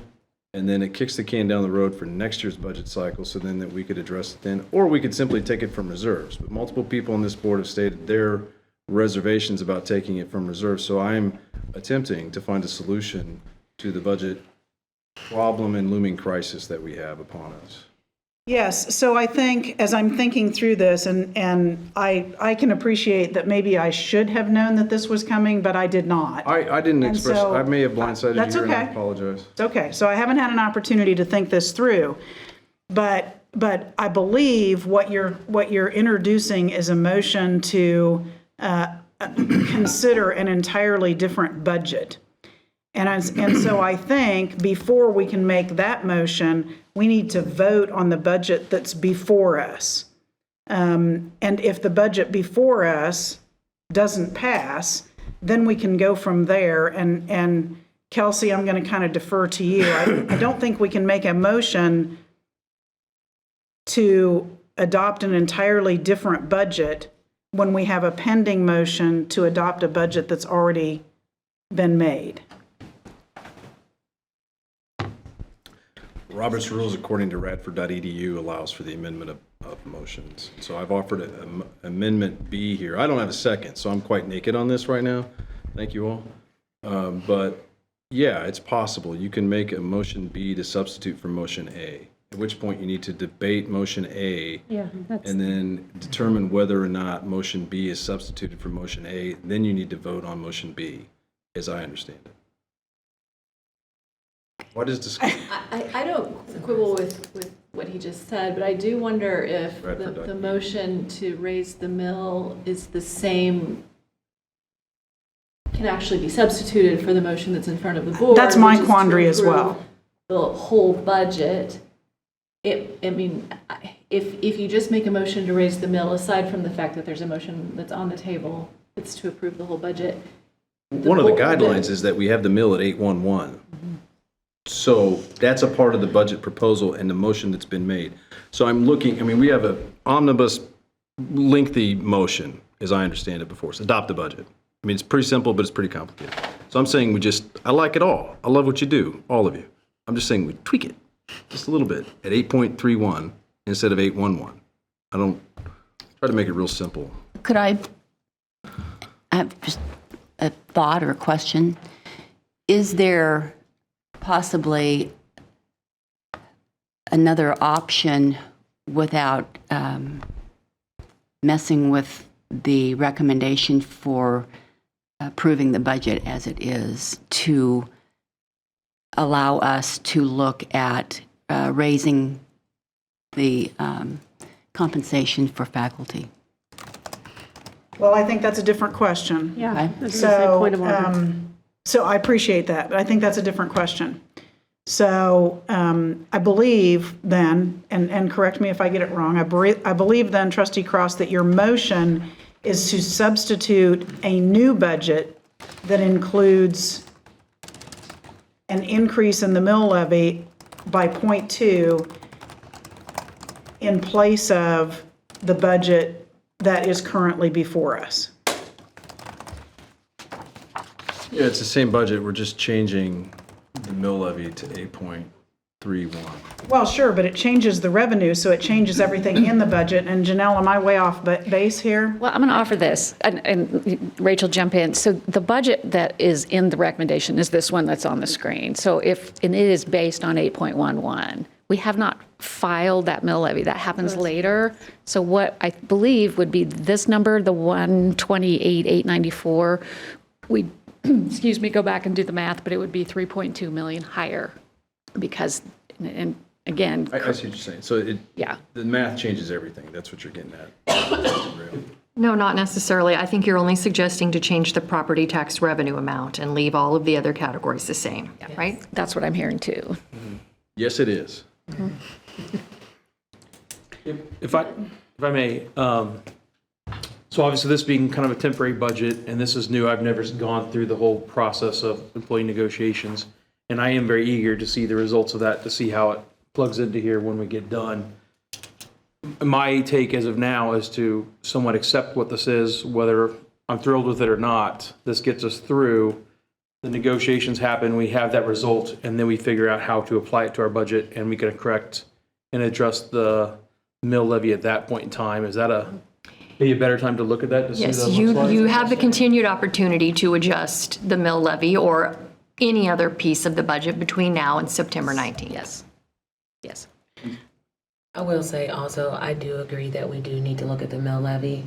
I don't know if I'm quite at 0.2, but I do have the same question of, if we approve it now, could we go back and when we know more about negotiations, make an adjustment in September? Yes. So I'm not sure if it's a before, if it's now, or if it's a September, because I too am somewhat new to this. Hopefully our negotiations negotiating year. for September. So. Cheryl, Correct me if I'm wrong, but it doesn't just change the revenue number, it also changes the expenses number, right? That's not what he's suggesting. He's not suggesting to change the 3% budget placeholder, which is in the salary and benefits expense, unless I'm misunderstanding you, Trustee Cross. I think you've saved me here. No, I think we could keep the same budget, right, with the same numbers and everything we have in place. I'm simply suggesting, in order to meet the faculty or our responsibility to bring this to a resolution, then provide more money to the administration, that yes, enhance revenues, but keep this budget as is. I don't know how raising the mill would increase expenses.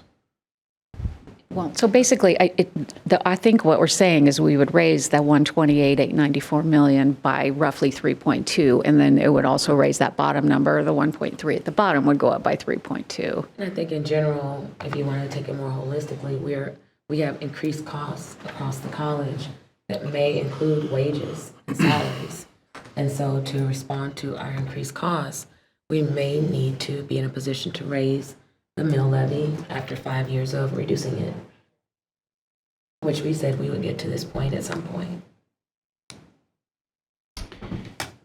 So, and I apologize again if I'm a little flat-footed here. So maybe I misunderstood your motion, Trustee Cross. So is your motion to substitute the current recommendation to a recommendation that adopts a budget that includes 0.2 increase in the mill levy? Yes, and my goal here is, and I thank you all for engaging in the discussion, I think it is to find a solution here, and if Trustee Rattan would like to go to 8.25 instead of 8.31, I'm willing to compromise. It gives us more money to budget for this year And whatever eventual agreement we reach with the FA, we could then kick the can down the road to next year's budget cycle to accommodate whatever the percentage increases are.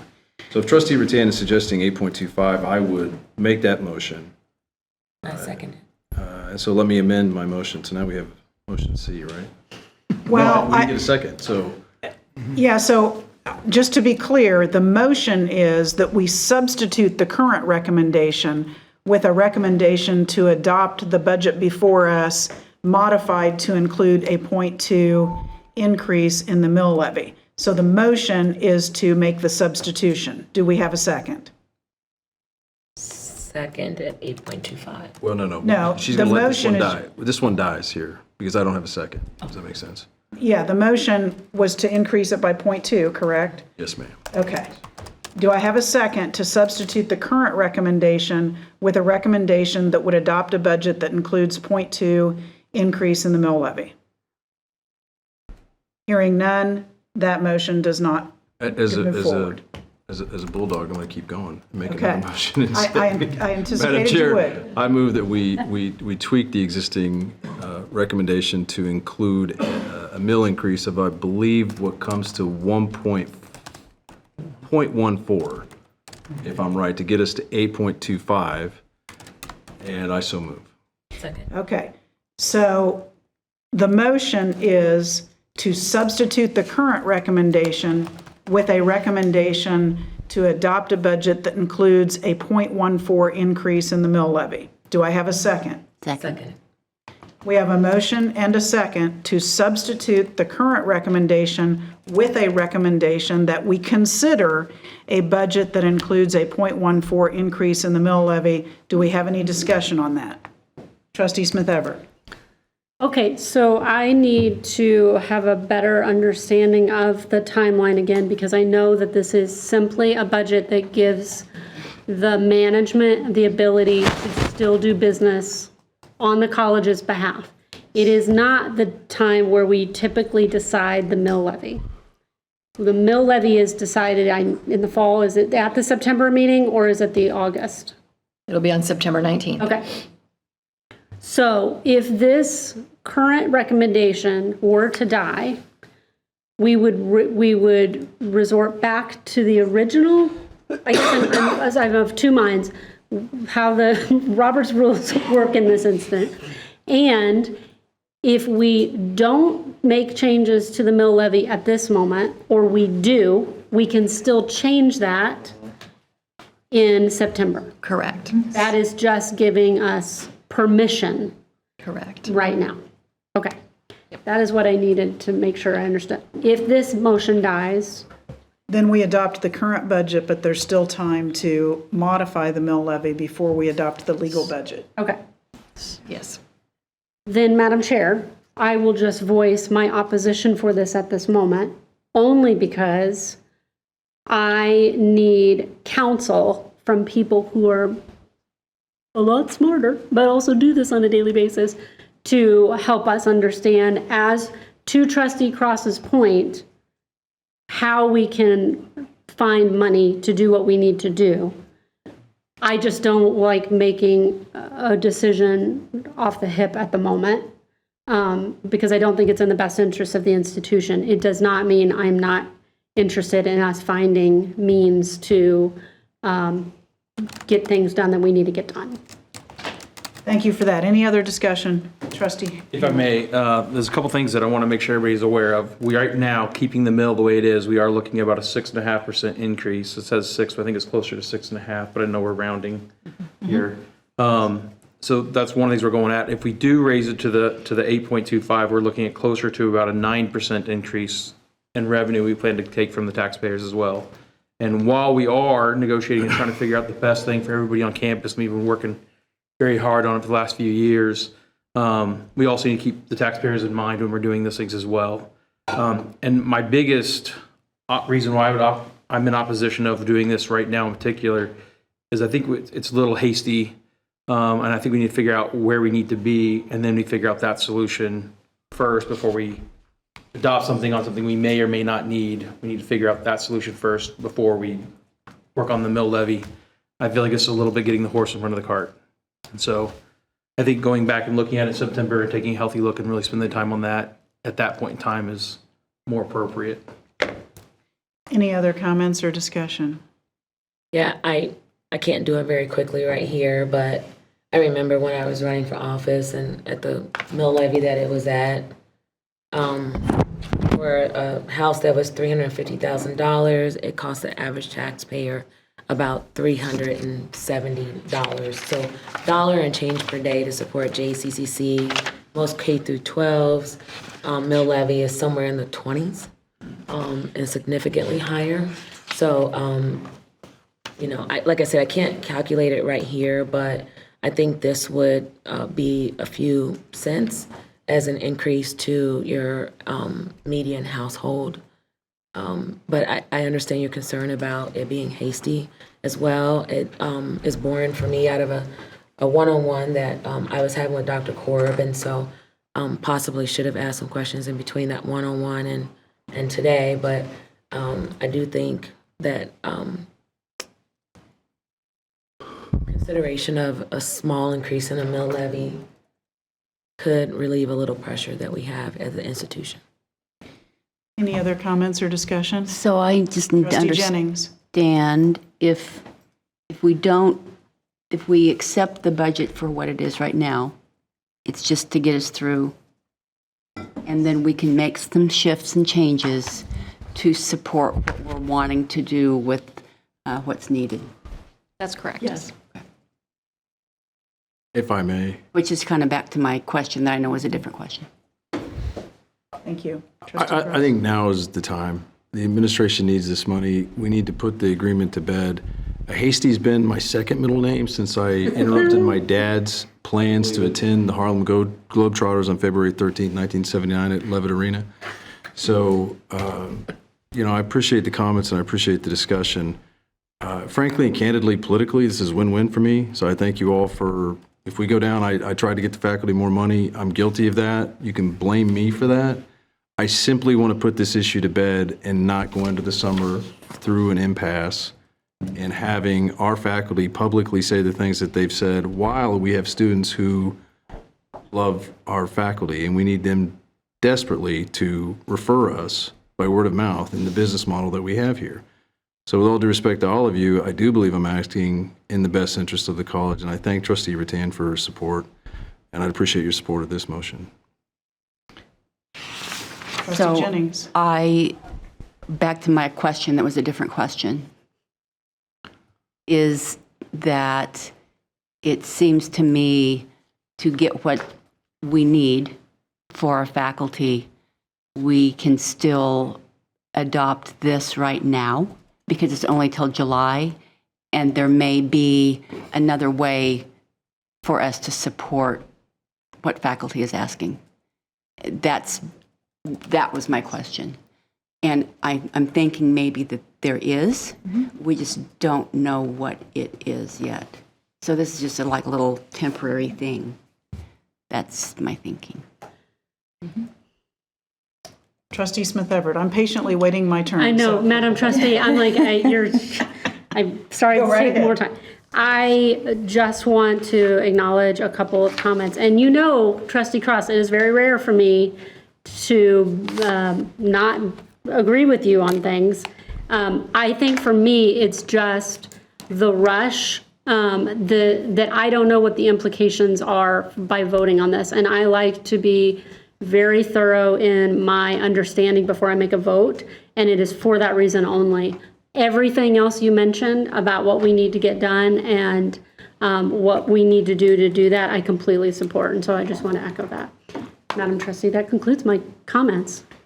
Any other comments? I would just say this. I agree with what Trustee Smith Everett has said in that when we considered this budget and considered among the board to hold the mill levy flat, that decision was made with the knowledge and information that we had at that time. And to decide now in the middle of everything to raise the mill level when we haven't mill levy when we haven't explored all available options on both fronts. The negotiating table, which clearly we're not here to discuss and can't discuss, and the revisions or tweaks that can be made to the budget to reallocate funds. Instead, we're considering whether or not to increase the tax burden on the citizens of Johnson County. And I can't do the math quickly either, but what I can tell you is this, that my property values, my personal property values, have gone up about 60%. So my taxes went up 60% with that. We've heard a number of people today talk about how, the money that they're living on today is less than it was. Well, that's true for the taxpayers as well.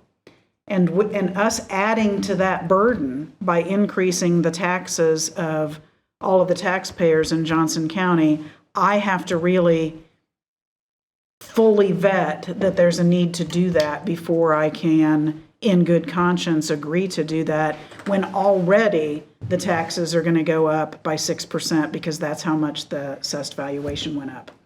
And so I will not support the motion to amend the recommendation at this time, but I'm not ruling out that if the only way we can get all of the things we want to get is to increase the mill levy, that might be where we end up. And I feel like I made that pretty clear when we were discussing holding the mill levy steady, and the need to remember that if we needed to raise it at some point, that is a decision that we would all need to consider and give due consideration to.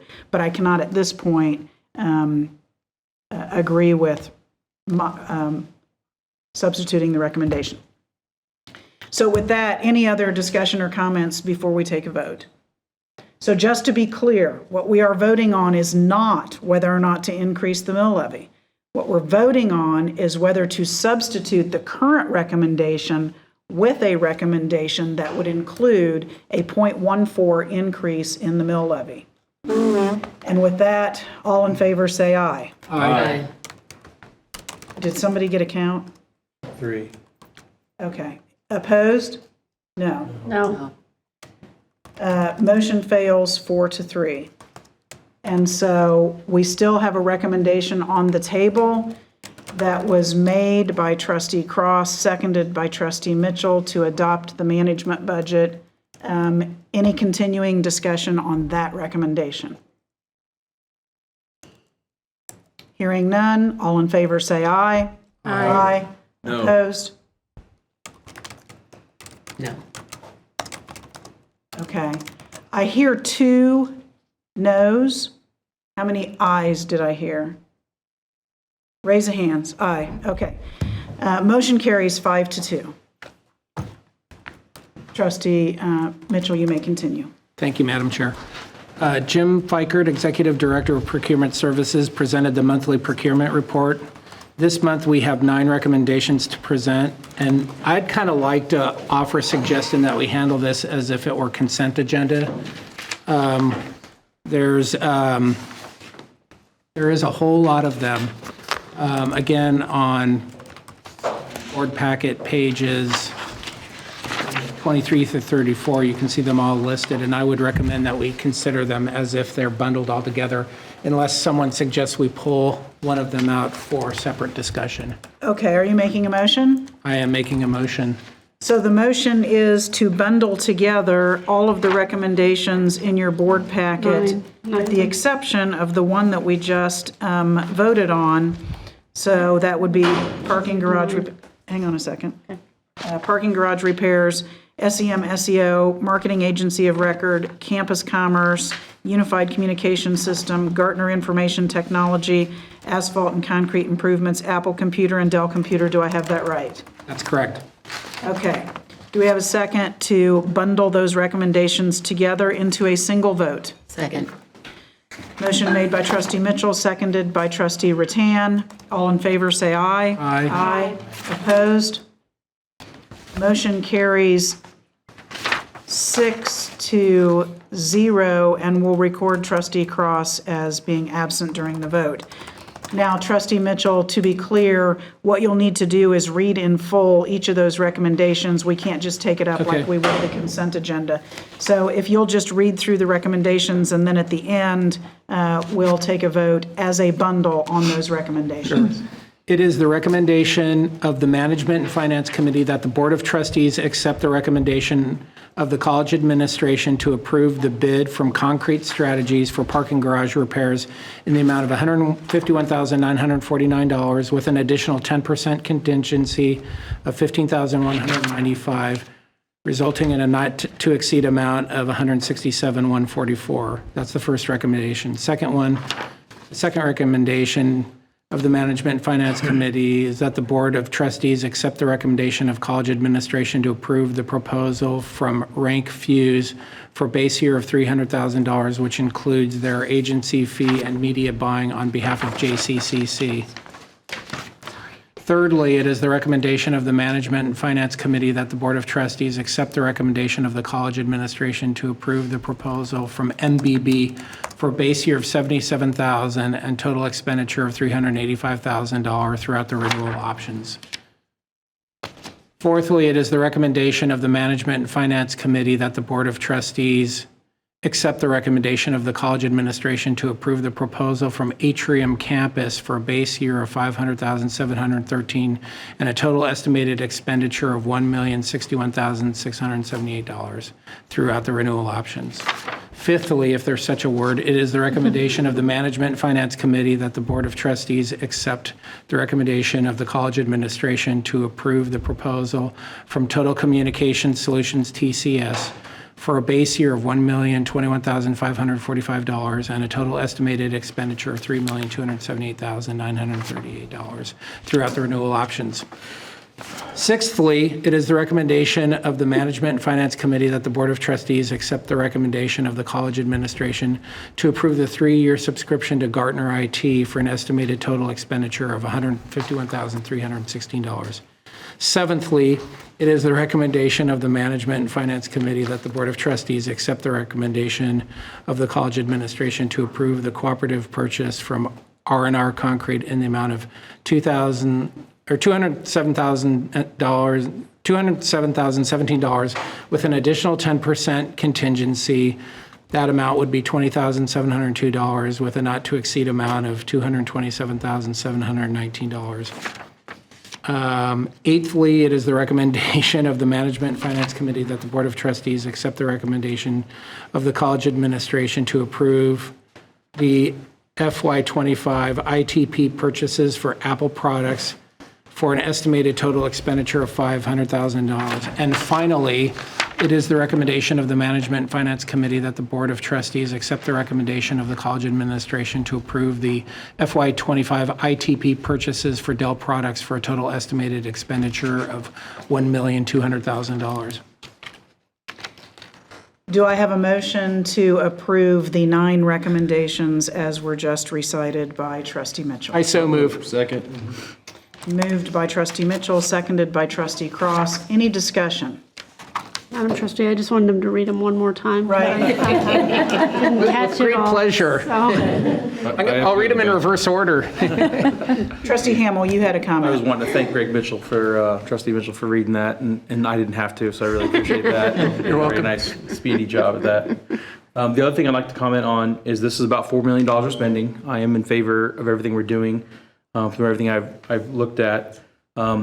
And I will say this is one of the things that we possibly could do without going through each one of these, and I have not looked into these things, but when we're trying to find more money if we need to. Some of those things I think we probably could put off a year or something. There's things on there that, not enough necessarily to get everything you want sometimes. So getting creative with our budget, we push back our laptops a year, replacing some of those IT equipment, things like that can also help us find money if we need it. So that's my comment on it. Thank you for that. Any other discussion? I would just make the comment, and Trustee Hamel's absolutely right. This is a lot of money tied up in these 9 recommendations. And I want to take the opportunity just to remind everybody, as Trustee Smith Everett mentioned in her comments earlier, a lot of our discussion and due diligence occurs behind closed doors and outside of this room and away from the dais. And I can assure you that all of the members of the board have done their due diligence in looking into each of these recommendations to make sure that that we're voting with the knowledge that we need to make a good decision. So it's not like these just came up tonight and we're going to spend $4 million. So I just wanted to make that comment. So discussion concluded. All in favor say aye. Aye. Aye. Opposed?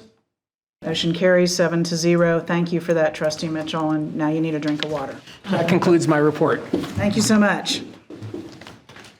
Trustee Rattan, you're up next with the Student Success Committee report. Thank you, Chair Rail.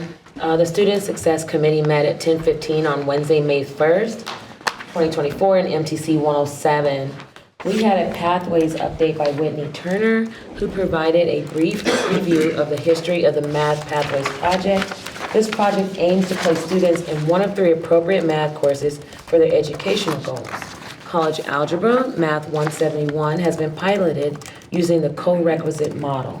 The full project that includes statistics and contemporary math courses is on schedule for a soft launch in the fall of 2025 and full-scale adoption in the fall of 2026. The model moves from a prerequisite course structure to a co-requisite support course structure, which reduces the time students spend enrolled in non-college level courses that do not count towards a degree. The JCCC Mathematics Department has been designing courses to satisfy the course requirements, and JCCC is well represented on statewide committees as the initiative continues with disciplines beyond math. Next, Shelley Allen reviewed the typical student experience from the application process to enrollment to show how these steps are integrated with guided pathways to create a streamlined student experience. She added that enhanced transfer guides maximize the Kansas statewide general education package by aligning courses to transfer destinations. Changes to new student orientation, mandatory advising, and the Plan My Classes tool all help students stay on their educational path and reach their goal. Finally, Sheila Maupin presented one affiliation agreement. The agreement was approved by the committee, and complete details can be found subsequently on the consent agenda of the May 9th board packet. That concludes my report.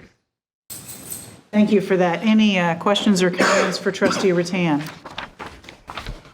I would just say this. I am so excited about the Math Pathways project, and I know I've said this before.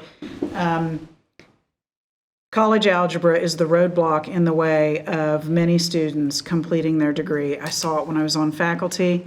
I've seen it with my own family.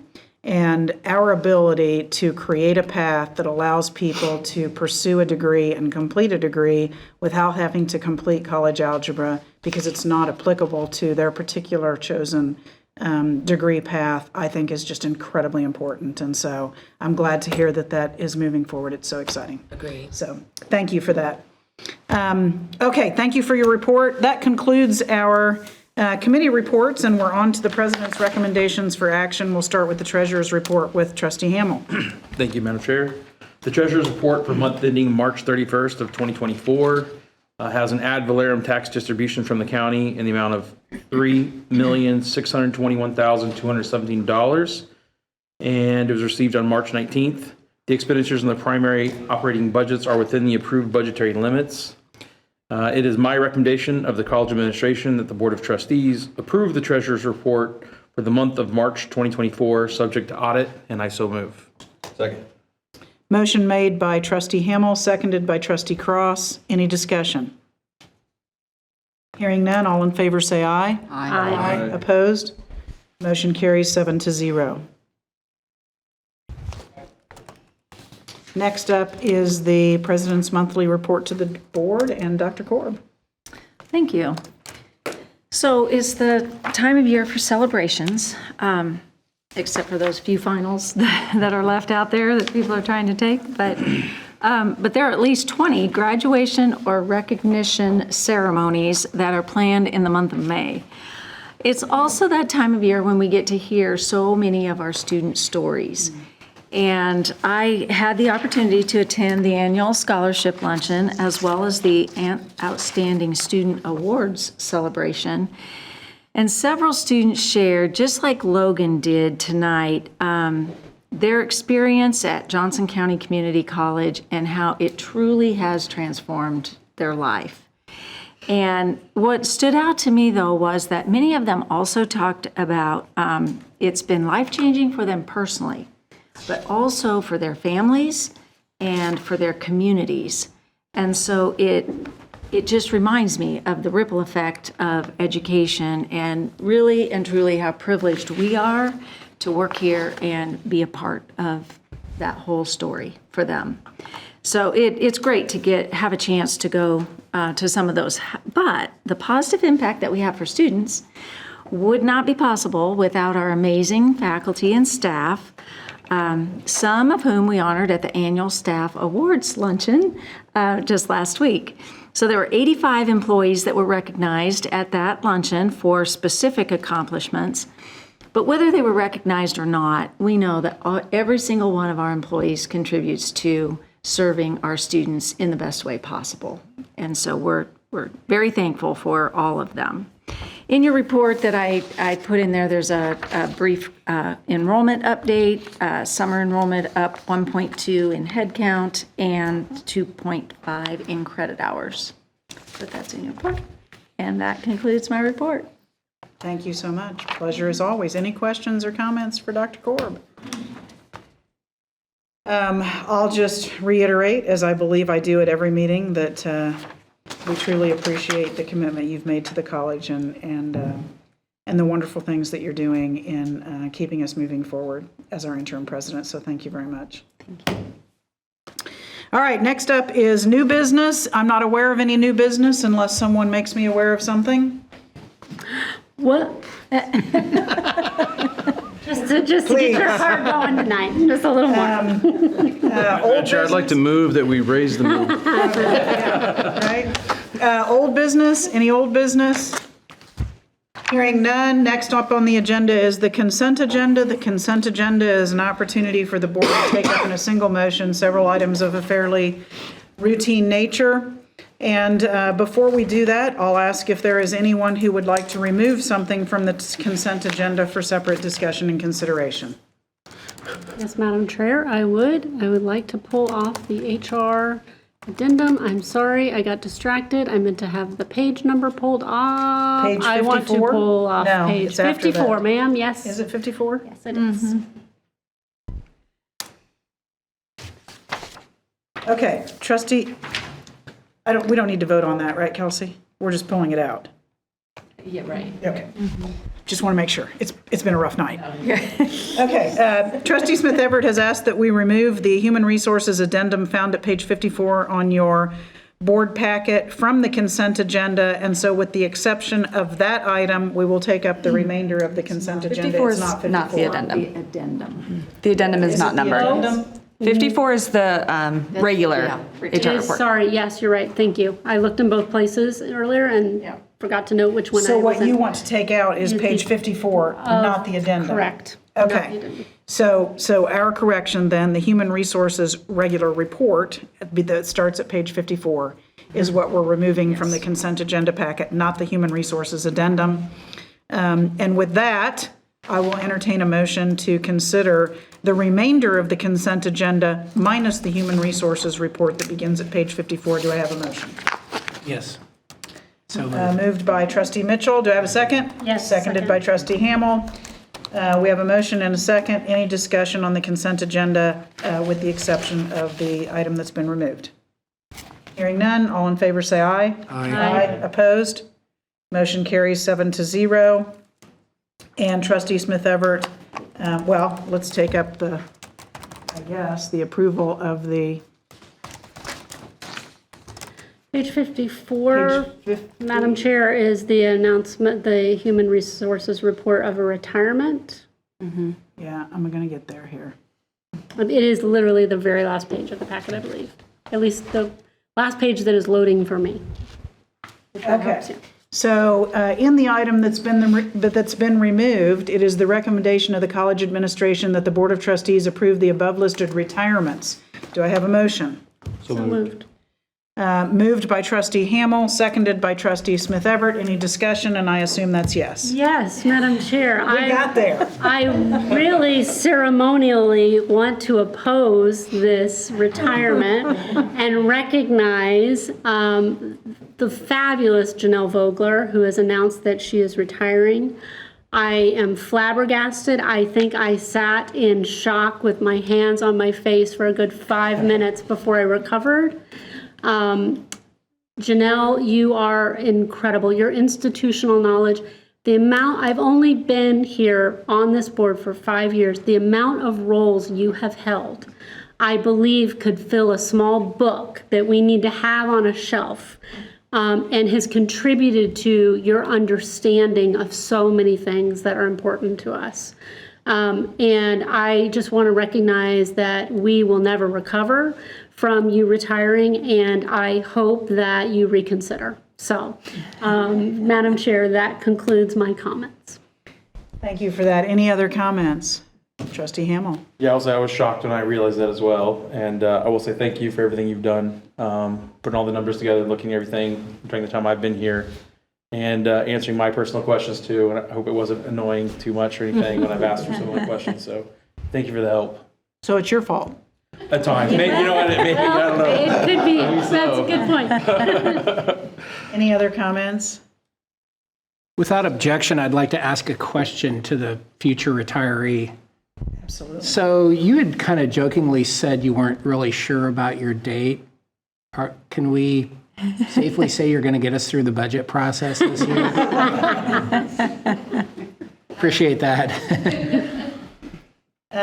Well, Janelle, I will have some private conversations with you as well, but since it's been pulled, you and I have worked together since 2008. We've swapped softball stories, kid stories, and I will recall that in and around 2012, you and I worked through some very difficult challenges together here at this college.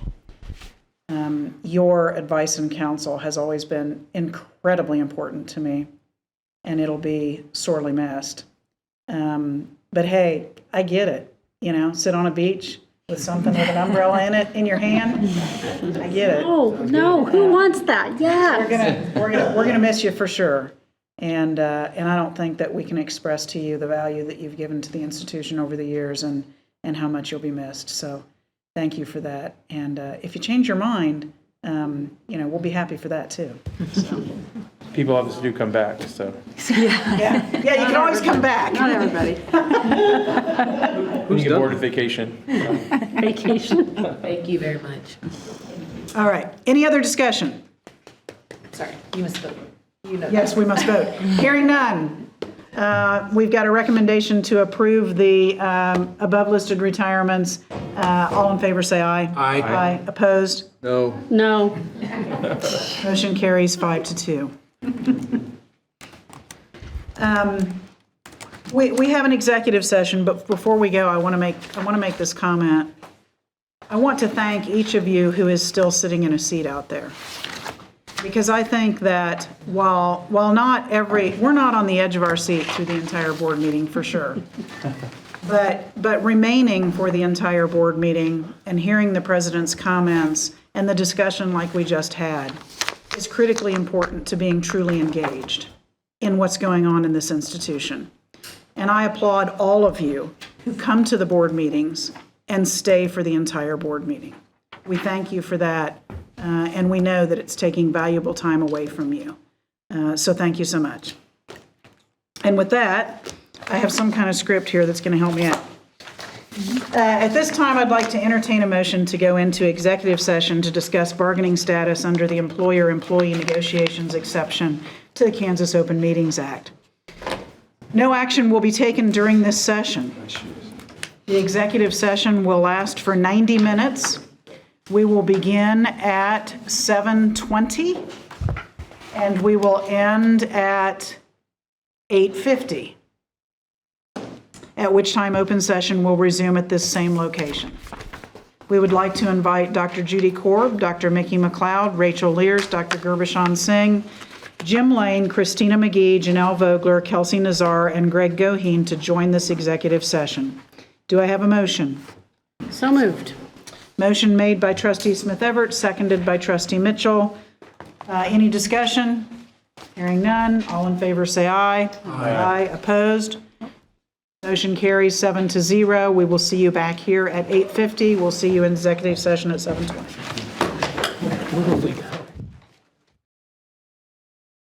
It is 8:51. We have returned from executive session. No action was taken, and at this time, I'll entertain a motion to adjourn. So moved. I had motions made by the entire rest of the board, and I'll consider that a second as well. Now, motion by Trustee Cross, seconded by Trustee Smith Everett. All in favor, say aye. Yes. Opposed? Motion carries 7-0. Thank you. Have a good weekend. You too.